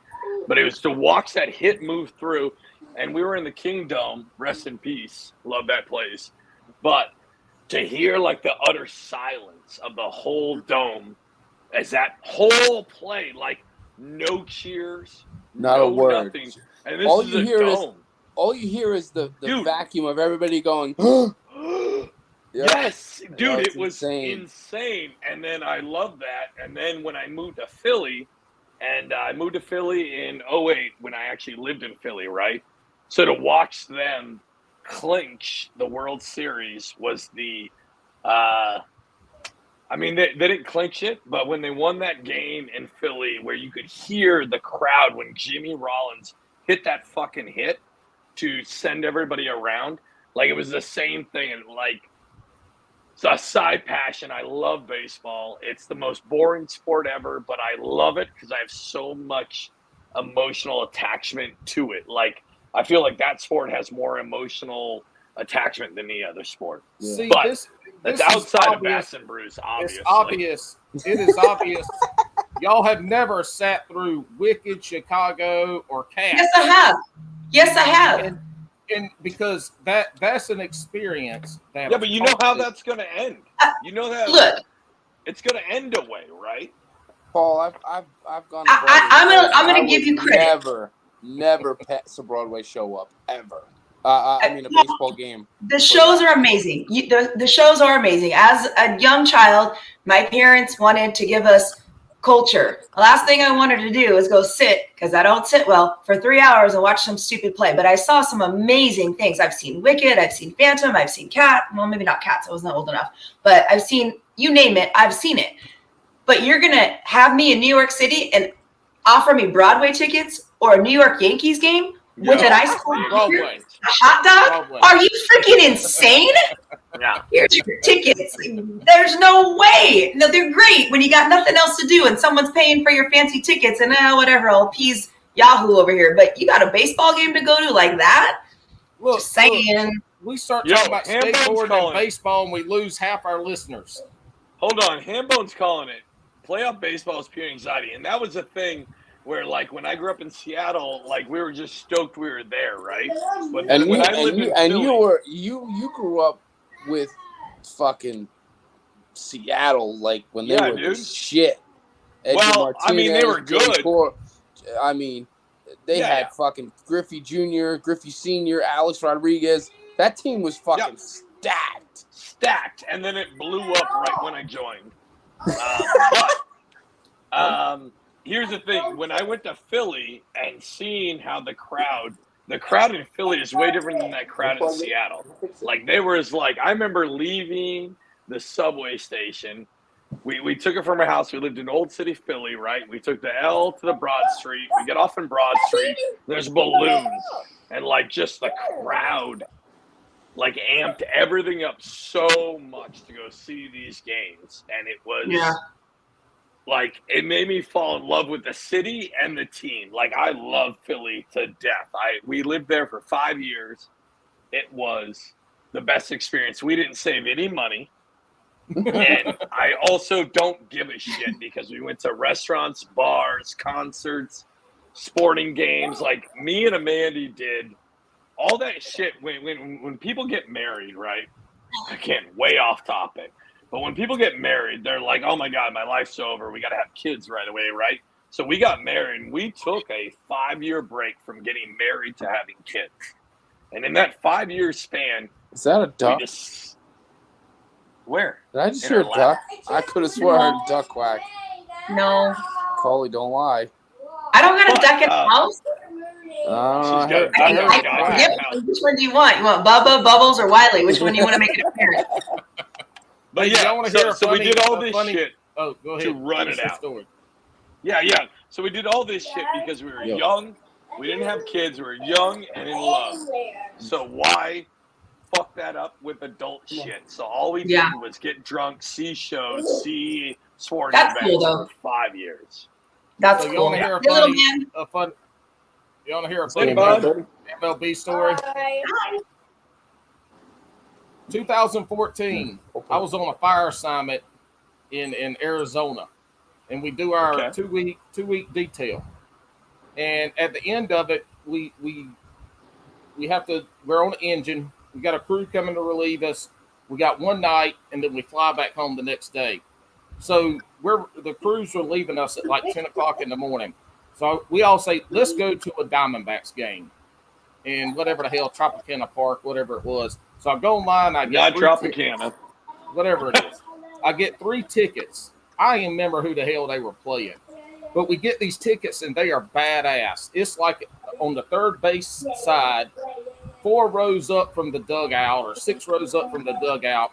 Come to find out, they are a season ticket holders tickets that they put on the damn internet, and I bought them. Well, we get there, and we got 2 weeks of fighting fire, doing all this bullshit, and we get to drinking. I got a cowboy hat on, no shirt, and cowboy boots with shorts on, And I'm standing. And then Paul ended up at a strip club. I'm standing up, leading the crowd in chants and shit. And there was, I can't remember the guy. Man, it was such a good time. They won. The people around us got like the Twitter handles and shit. It was wonderful. It was wonderful. Such a good time. Tori, I'm going to redirect. I know you. You're here for the stories. It doesn't matter about fishing. You're still here as the historian of Bass and Brews. You need to be cataloging all of this. I don't pay you $0 a year to troll us. To troll. So, Paul, you know, a funny story, Paul, about that ALDS game I went to, right? So I was a maniac. I had a Yankee cape and a baseball hat, and it was, you know, obviously 9/11 just happened. So on the back it had a giant American flag painted on it, and one side said "These colors don't run," and some other shit on this side. So the Yankees went the whole game. I'm running around the stadium with my fucking flag, waving it like crazy, just going ape shit because it was, you know, it was a major playoff game. It was awesome. So they won. We're leaving down the ramp, right? And I have my baseball hat on and my fucking cape, and out of nowhere, a guy goes, "We won because of fucking baseball head." And we're walking down the ramp, and the whole crowd on the ramp now it's like packed. They're screaming, "Baseball head, baseball head!" Yo, it was insane. All the way down to the subways, and we were.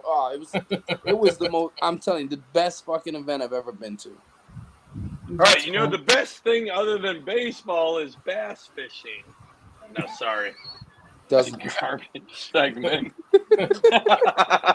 Look, I'll tell you, I have never been as mad at a sporting event as I have when I lose a fucking fish. I'll tell you that. No, try.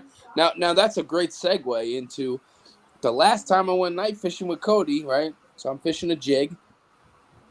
And I didn't notice, but when I reeled it in and went to the jig wrapped around the eyelet, right? Mm-hmm. So, you know, me just lackadaisical, like I'm my hand on my headlight, flipping the headlight on and off to see where I want to cast next. I go to cast, and the jig tied itself around the eyelet and pulled the whole rod right out of my fucking hand. Hi, Tori.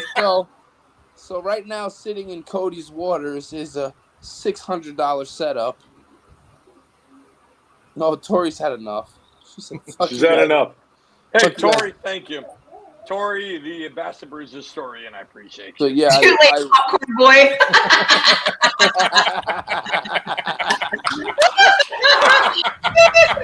Next shirt, popcorn boy. Fucking legend. No, the next meme is going to be a picture of her, and it's just going to say, "Too late, popcorn boy." Oh, it's happening tomorrow. Yeah. That's great.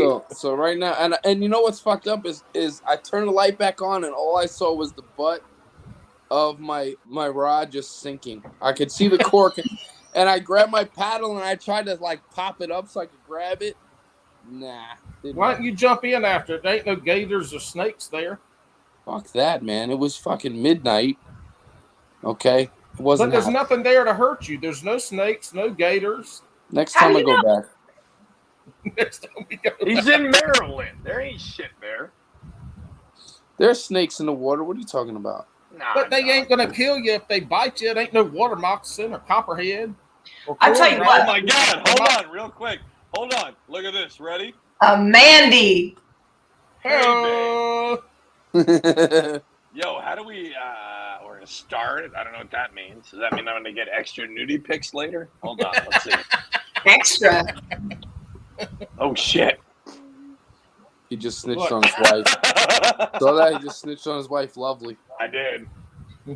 When I was fishing in Austin with Tiffany and we were on our buddy's boat, we were catching them left and right. We found a honey hole that like there was no way we were going to leave. Spot lock was on, like we're not going anywhere. They're at the front, I'm at the back. It was just like crazy, right? I had to go to the bathroom for a good solid 2.5 hours. And I was like, I gotta go. I gotta go. And I was like, hey, do you guys mind if I jump off the back? They're like, no, go for it. Well, right before I did, and we don't have these here that I know of. It was a giant alligator gar, like huge. And I could see his teeth.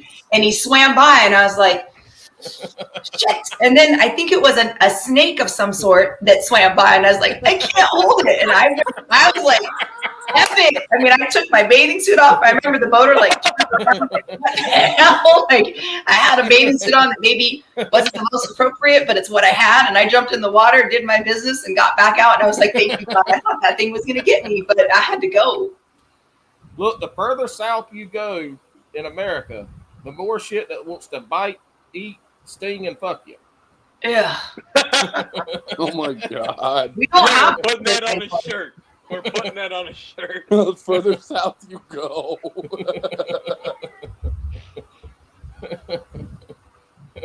Oh God. Mandy says no, you won't, Alex. That's what they were laughing at. We saw that, yeah. I'm well versed in the alligators and the snakes. What? I lived in Florida for like 10 years. Yeah, I fought fire down in Florida, and there was a wildfire, and we couldn't get to it because of the canal. And the guy was like, "Oh man, we'll just have to swim across." And we're like, "Oh fuck, yeah, there's gators all on the bank." He's like, "They ain't gonna bother you." The next day, a man got ate by an alligator. Yep. And also, Steve-O, you lived in Florida, but that was a whole methy different situation. What? What are you talking about? I ain't going on the water in Florida, that's for sure. No. You know what's funny is when I first what's funny is when I first moved down there. Hold on. What's a shiwi? Oh, we already covered this. Graham, I got one. It's a go girl. What is that? It's that thing I told you about. It's like a plastic cup that fits over the woman, and it has a little, and you stand up and. I mean, you could just squat and pee off the side of the boat, like, you know. Well, maybe they want to stand and squat. It's 2022, Steve. You squat and it sprays, Steve. You don't always get like a clean spoon like you guys. You don't have a pool to hold the name and spell her name with, right? Sometimes you squat and it's like, yeah, but what happens? Water balloon explodes. What happens? Don't dive into this. Don't dive into this. Listen, we're announcing now. What coming in 2023? We're announcing a Bass and Brews Sheehy. I just jump in the water. That's good. You turn the other way, I'll jump in the water. That's it. Oh, that's gross. You'd rather me hang my ass off the side of the boat and pee all over your boat? No, you should use a Bass and Brews. Some people would pay good money for that. Oh, look. What did Amanda? Mandy, I have one. I wonder if I can find it. I could probably find it real quick. God damn it, Amandy's now drunk in the chat. Let's see how this goes. Girl, when you watch this back, you're going to thank me. I got you. And I told you I got you. I got your back. Hey, Ramon, this show has never been about bass fishing. You know that, brother. No. Yeah, everybody. Hold on. How do I clip the part where the kid went in the back on Steve? No. Oh, that's great. Oh, it's so much silence now. Jabber hammer, fill it up. With what? Words. That's what do you got planned for you guys? Your kids went back to school, or are they going back to school next week? You got any last summer vacations, anything like that for your family? Alex, I know you're stuck here, but is your family doing anything? I'm going to Alaska and it sucks. Thanks for bringing it up. Are you going to be able to fish while you're there? Like, do you have any time off? We are. Yeah. No, we've got some spots. We're going to slide that. Anyway, we're going to bring the cutter into some spots for halibut. So that'll be nice. And then are you a hiker? Do you, like, on your days off, do you go hike the mountains out there? Nope. I am actually, I really hate the phrase hiker. That's just walking in the woods. So I fucking. You walk in the woods? What do you do? Yeah. What? No. Anybody says I'm going hiking, they're just walking in the woods. No. Come on a hike with me and you'll know what hike means. I don't walk in the woods. I boulder hop. I go through streams. I go through extreme. That's hiking. I don't walk in the woods. It's a nature walk. And that's why you stay with broke bones. Yeah, but I'm living my life. YOLO, bitch. YOLO. No. In Alaska, we're going to hit some spots. We should. Hopefully, I'll have the GoPros lined up to get some halibut fishing, hopefully. And if not, we are going to hit Barrow, Alaska, which is the northernmost city in the United States. It was the scene of that movie, 30 Days of Night. Okay. So when you're there, what month are you there? I can't tell you that.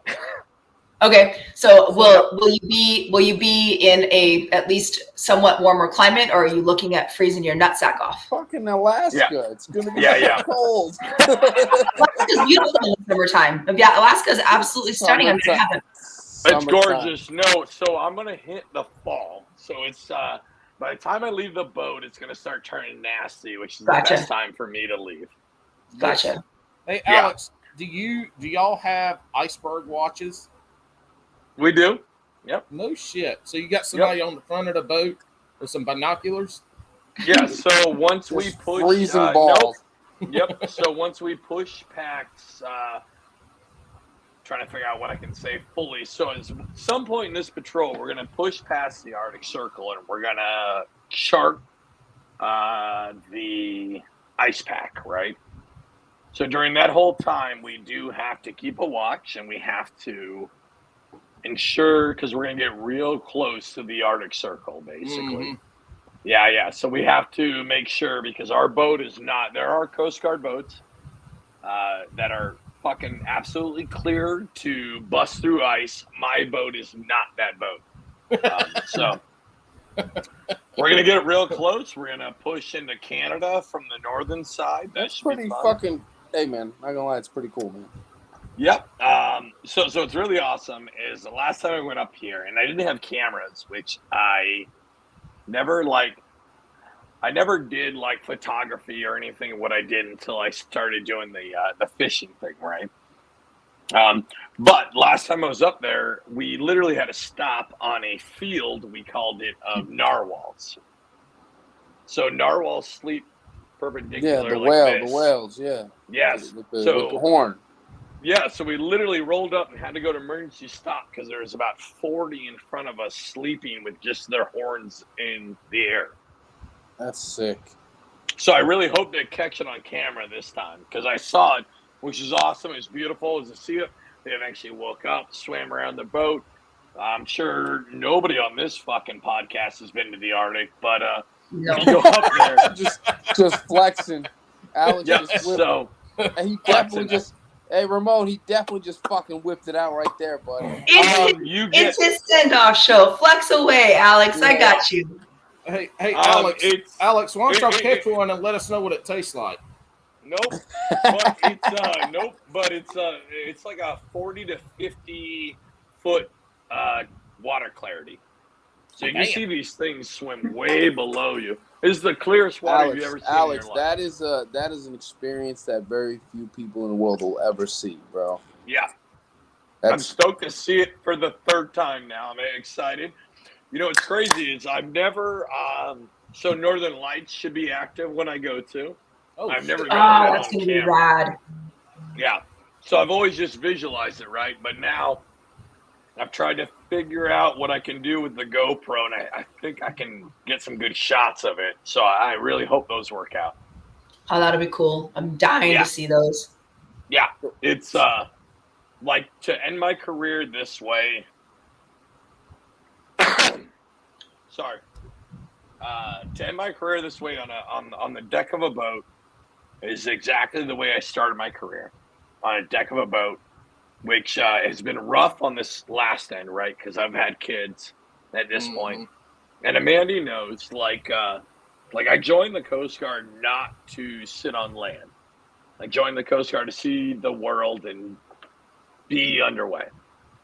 And then somewhere around the line, my beautiful wife, Amanda, tricked me into having kids. And those became drunk. Yeah. But those became my absolute, they became my absolute world. Like, I love my two daughters. Shout out. We're recording on the 16th. My oldest, Laura, she turns 9 years old tomorrow. And I'm going to miss that, which sucks. Aww. Yeah. Last happy birthday, pretty girl. Yeah. Happy birthday. Yeah, it is going to be the last one that I missed, but I also missed her first. I missed the first on both of them. I missed a lot, right? But I've tried to swing it in that it was important. And it is important what I do. But it's at an end now, right? And it's also important that I'm ending this thing the way I started it, to be honest. Like, I'm ending this thing when I walk off a boat is the same way I fucking joined, which is walking onto a random boat. Which is, I didn't think it was going to be as important as I thought it was going to be until I've gone through this, right? So I left October 1st of last year to do this thing, to finish this career out, and I'm stoked on my crew. Like, my shop is amazing. They've taught me. For being in 20 years, they've taught me so much actually on getting out, because I have to deal with a lot of young folks, and I can't do the old method of being in the Coast Guard where it's just you scream and shout and fucking something happens, right? Now everybody's so sensitive. Yeah. They are, but actually it sets me up for the long run. It's actually set me up at this term to be better when I get out. And it's cool to see them be so excited. Like, I have a shop of, they're never going to see this, but I don't give a fuck. The Stratton shop is so solid. They're the best shop I've been in, meaning that these people give a fuck about getting underway. These people, even though they have to leave their families, like, we've been in port for 4 months, they are itching to get back at it. Even though they're going to leave their whole family. They are itching to leave and go do the mission, because that's what that's what they're bred to do. Like, and these kids don't know it yet, but they have such a heart for the sea, and it's I don't know, it's really cool. And again, I get to leave. I'm going to leave the boat in Dutch Harbor, Alaska. My family's got a lot of history there. So it's really cool to kind of end this whole thing there. It's, yeah. Right on. Yeah. I gotta give it to you, man. That's tough, man. I got offered a job as a traveling superintendent. Yeah. Just had my last kid, and I turned it down because I didn't want to miss those days. 100%. I did get some job offers in the civilian world. And they said, oh, it's not bad. You'll be gone 200 days a year. And I was like, absolutely not. I've done that for like, if you count my even being on land, I've been gone basically that. I'm not fucking doing that again. Yeah, no. Like, it's a lot, man. But I also want to do, as we transition into the sappy part. The good thing is, though, is that you did majority of your career before you had kids. You know? Yeah. Well, the underway portion, right? That's what I mean. Like, but you know, still, but still, when I was on land, I missed birthdays. No, but I'm saying, I know you missed the last 9 years. Yeah. What, 9 years? But you've been in what, 25? 20. No. 20. 20. So you know, think about it. If you would have had kids, think about it. If you would have had kids, you know, 5 years in, you know, how much time. Yeah. Well, that was direct response to Amandy, right? Amandy knew what she was getting into. I met her early on, and she knew what I was getting into, and we were going to wait a little bit, and we're going to enjoy single married life. But she also knew that at some point you got to pay the piper, right? She's been such a strong lady through all of this. Like, and take a minute. Thank you. You recognize your wife for that, because I have dated military before, and it's hard. I mean, it's great. It's rewarding, and they're wonderful, strong, you know, American men that are just like, but it's on the women and the children that are left behind on those long tours. Like, that's hard, because you're out fighting or seeing the world or have a cause, and you're at home, you know, going to your daily ho-hum, whatever. So, Amandy, you know, hats off to you too. And this is a huge thing for you and your family as well, to finally have him home. So I'm stoked for you guys. It's definitely lonely. So what she said there, it's definitely lonely. Hold on. So she put this. So again, like I really want to just corner this. Sorry to cut you off, Paul. Like Mandy has been strong, and not only has she been strong during this point, but she's been strong during all of it.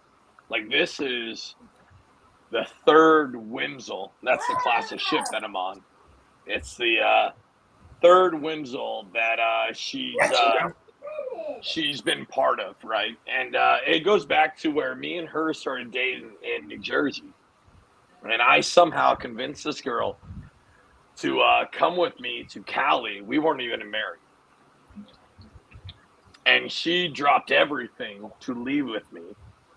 And we got to hang out for a year, but then I was gone for almost 2 years with schools and being gone on the ship. And she got left there by herself. And this is a girl who, she's strong as shit, right? But she's a Italian Polak girl from New Jersey. So she's very family-centric. And she left all of that, which is huge. Like, I don't have that. She does. So she makes good spaghetti and meatballs and peppers and sausage, huh? She does not. Damn it, Alex! Stop! You gave me this it's job. all about the Tricare. Yeah. No. Wait a minute. So she's half Polak, half Italian. She can't make spaghetti, meatballs, and Italian sausage. She can't cook for shit. You're gonna get it now. There's no nudes coming your way, Bush. Oh, you might want to stay on that boat. Look what she says. Yo. Listen, she Don't can worry, cook when she look, wants, but she it's never cooks. It's all good, Alex. My old lady's half Italian, half Jewish. She can't cook either, so. Yeah. But I knew that. I knew that. Wait. Hold on. The props are still. She's powered through that. She's powered through. We had our first kid. We were in Philly. I had to leave. Amanda can correct me here, but I'm pretty sure it was like a month and a half after the birth of my first daughter. I had to leave. And I had to go to Alaska. I had to leave her. She was with her parents, which is good, but still, I had to leave. And then I went through whatever the horrors. There's shit about that. I had to do some bad shit, right? When I went up there. And when I came home, she had transited the whole United States with her family. Her mom and her dad had brought 2 cats and a newborn all the way across the country, and I had nothing to do with that, which takes a lot of strength. Like, if you know anything about cats, traveling with cats ain't easy. No, she's gonna drop one. There's a lot of poop videos we got where cats shitting in her car. Like it was But then when I got to that unit, you see this one? You see this one? Every time I've moved, this cat has shit in my car. Yeah, dude. Every single time we moved, this fucker here has shit in my car. But don't you put it in a little crate? No. The cat's still shit. All right, crate. So I got 4 cats. 3 of them are brothers and sisters. And y'all say I'm crazy. So you've got 4 cats. Oklahoma over here. Okay, look. I found the 3 of them in a fucking dumpster, and then this one just showed up at my front door one day. So I've had them all since they were like 2 months old. And then I'm getting a puppy tomorrow. Black lab. Oh, you're kidding? Yeah. What kind? A black Labrador. Aww. So we've decided it's time for the kids to have a puppy to grow up with. That's awesome. Cooper is coming home tomorrow. Is that Cody's dog? No. The next move was Laura, baby, 2 cats. I'm like, thank you, Amanda. She's keeping me on story. Keep me on track. Yep. So Coley has failed her job. Yeah. So not talking about animals. Like, I'm sorry. I was like, oh. Yeah. So not only did we do that, then we had to sit in Alameda for a while, and I had a patrol or 2 in the middle. And then we got pregnant again, and she had to I feel really bad. So Laura, my first one, I was there for most of it because I was in Philly, right? I was there for all of it, actually. Amelia, my second one, I was not, because I was underway the bulk of it, and this strong-ass lady knuckled the fuck up and did it the whole time without me there, which is... That's again, a good woman. It's... Good woman. Yeah, yeah. I don't know how we got into all this, but yeah, she did that. And now me and Steve are here fucking showing our cats off on the phone. Yo, listen, nobody wants to see your guys' pussies. Paul, the other cat, why is his tail going so fucking fast? That was a dog.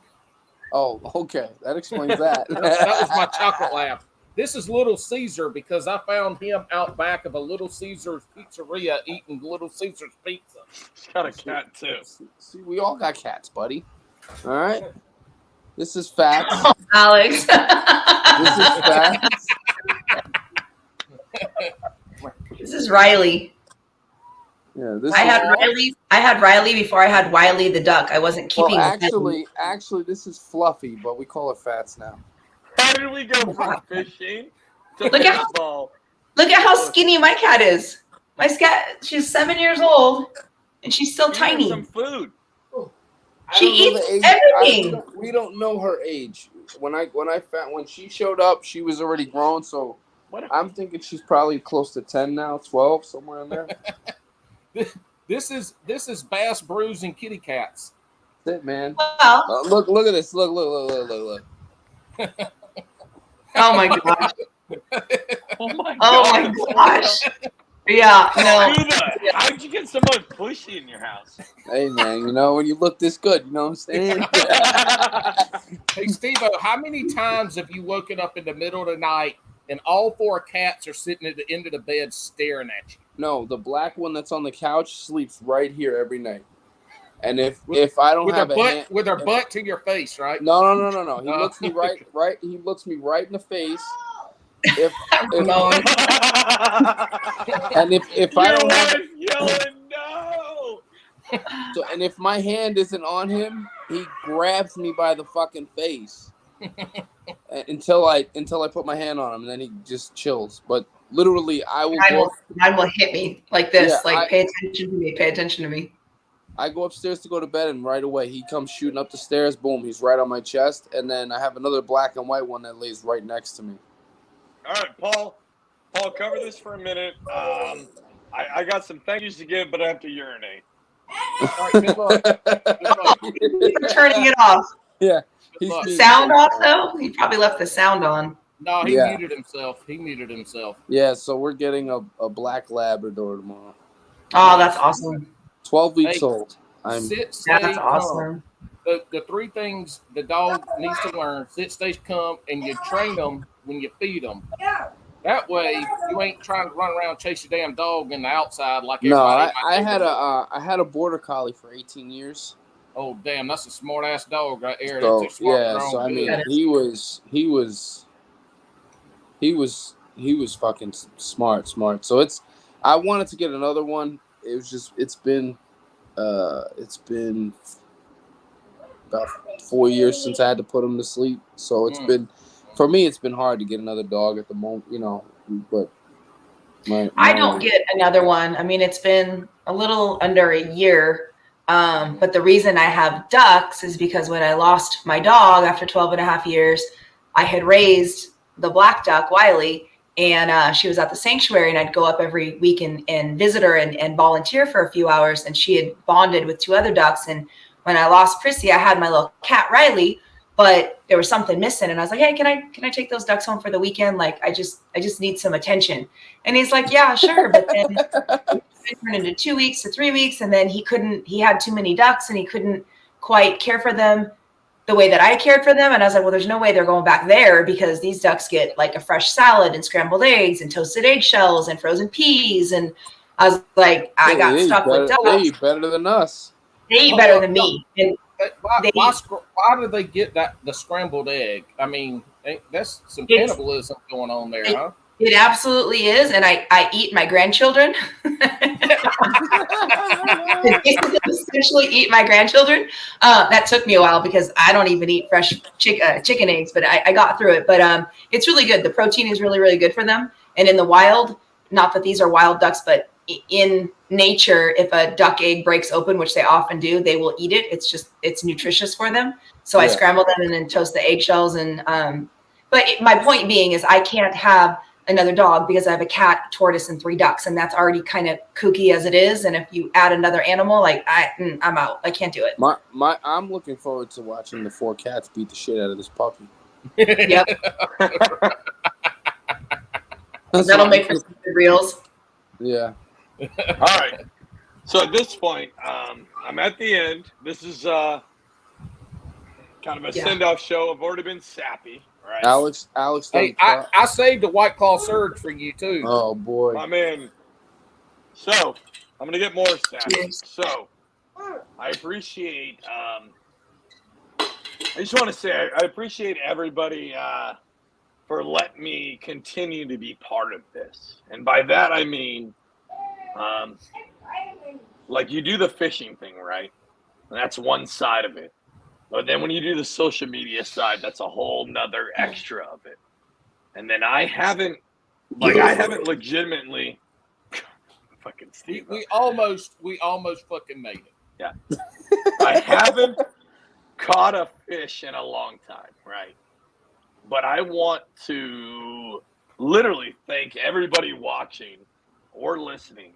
I want to thank you for letting me continue to be part of this wonderful community through this podcast. Like I haven't caught, I know me and Paul have talked about it, like because I haven't been able to fish, this has been my outlet for it. Like I fucking really look forward to doing these podcasts. I really do. I look getting 4 days. Quick, hey, he has paid every time he's done this podcast since he's been gone. He has had to pay $150, $250 to stay at a hotel to get shitty internet, to do this podcast. So, and we don't make no money on this podcast. So for him to come on and record while he's been gone has been a big sacrifice financially. Yeah. To be able to do this. So, they'll give you an hourly reiterate how much he's wanted to continue. I mean, I really do. I really appreciate all of you, everybody who listens, watches. I mean, we'll do it whether you're here or not. But thank you. Yeah, no, I do this literally as long as one person's listening. I will continue to fucking do this, and I know me and Paul have had the same conversations. But to as many people as do, to let me into this community, even though I'm not catching them, I really fucking appreciate it. It makes me feel so attached to something that I felt so strong with, and I still do. Like, I mean, we've got, literally, we have 2 people here. Right, fuck that. We have 3 people here, actually. We have 3 people here that I genuinely consider as friends. I really do. Oh, man, I'm in that group. All right. You are, somehow. I want to know who originally was left out when he said 2 people and then he changed it to 3. Which one of us was left out of that group? You asshole. No, I was going to say 2 people. And no, hold on. So I was going to say 2 people as friends. You're right. And that's Coley and Steve. But I will say I met a brother in this show being fucking Paul. Paul, I love you, big guy. You took literally the idea that I had a year and a half ago, right? And you came on the show, you made me piss in a bucket, and now we're here. But you have the same drive as I do with this. And but it's not even that. Like you'll still hit me up. Like I talk to you more than some of the best friends that I have in real life, which is fucking crazy because we've never met in real life. That is crazy. Well, I mean, if you 2 assholes would come to Hoodlum Fest, we could all meet. I want to come to that so bad. I'm going to be in Michigan. Well, y'all should have Hoodlum Fest closer to me, and I could make it. Well, I've been trying I've been trying to convince them to do like a Maryland or Midway, New Jersey, something, South Jersey. No, you can go more southern. North Carolina, we could hit a bunch. Right, Ramon? Right. But anyway, yeah. But Paul's like, yo, yeah. Let him keep talking about me. But Paul, I appreciate you so much, brother. You have helped build this more than I probably could have when I was here. So I really appreciate that. And I'm glad that we have the same vision for this. And again, you're the bearded brother, unlike any other. Mm-hmm. Thank you. Thank you. I'm glad for the opportunity to come on here and run my damn mouth. I mean, my wife quit listening to me about 8 years ago, and my kids never listen to me, and the dogs usually fall asleep, and the cat runs away. So you're the only one that hasn't run away or told me to shut the fuck up. So I'm Well, I tried to run away, but then I came back. Out of control. I also want to say thanks to specific thanks, not just because he's on the chat right now, probably the only one. It's going to be I got a YouTube video coming out, but Ramon Outdoors, love you, brother. You've always been somebody that I can bounce all these ideas off of. I really appreciate that. You've also kept me in check with some things, and I really appreciate that, man. Hookset Hoodlums, you guys are the most dysfunctional fucking family that I wish I had when I was younger. That's how dysfunctional my family was. So I love having you guys as a family now. I appreciate all of you. I wish I was more active, but dealing with what I'm doing. But I love all you guys. So Hookset, you can find them at blah blah blah blah blah blah blah blah. You can use code blah blah blah blah blah blah blah. Hey, get your bat. Everybody, whoever watches this, don't forget, go get your Bass and Brews merchandise. Yeah. You can find that too. Brewski shirts, Brewski hat. You got hats? No, we don't have hats, but we have shirts. Mugs, coffee mug. Look at that shirt. Oh, you can get the shirts, mugs, the original Bass and Brews shirts. Hats are overrated. T-shirts are the ticket. Hats are overrated. That's just my personal opinion. Can you still get the shirt? I'll throw it out there right now. It looks great, but I will say, anybody listening, this is the Alex I love right here. I know. So you may pause on that. We're gonna up. Look, there's huge things for Bass and Brews, right, Paul? We've got some big things coming up. We really do. When I come back, we got some new shows coming out, right, Paul? I usually find out when the listeners find out. So yes. All I will say is, first of the year, we're going to have some announcements coming out. They're going to be fun, and it's going to be additions to the Bass and Brews of what we're doing, and so it should be fun. It should be fun. Yes. But yeah, we're going to dive into some shit. Hey, you tell him, boy. You tell him. He's yelling at his video game. I am glad that this is the last fucking send-off that we have to do. Yo, I really am too. It's so sad when I get to do these. Again, I want to stress really hard, like, I appreciate everybody who listens. All the hosts, guest co-hosts. I appreciate everybody. Coley, I appreciate you.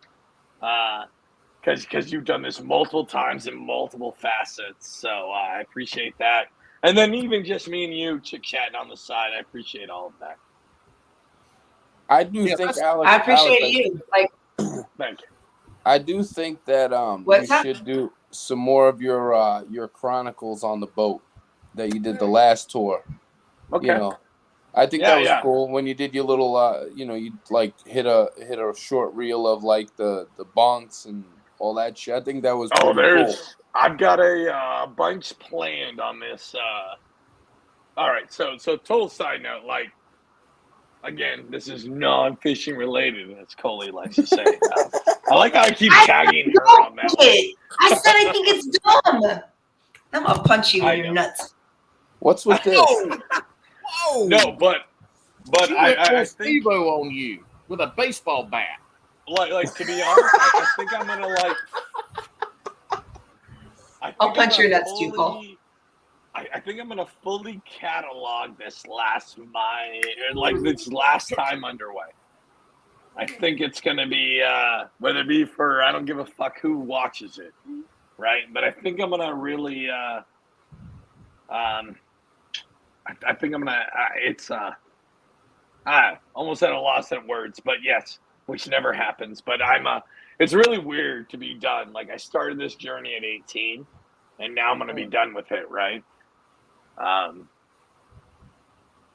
So I think I'm going to catalog a lot of it. I think I'm going to catalog a lot of the fishing adventures, but I think there's going to be more of like.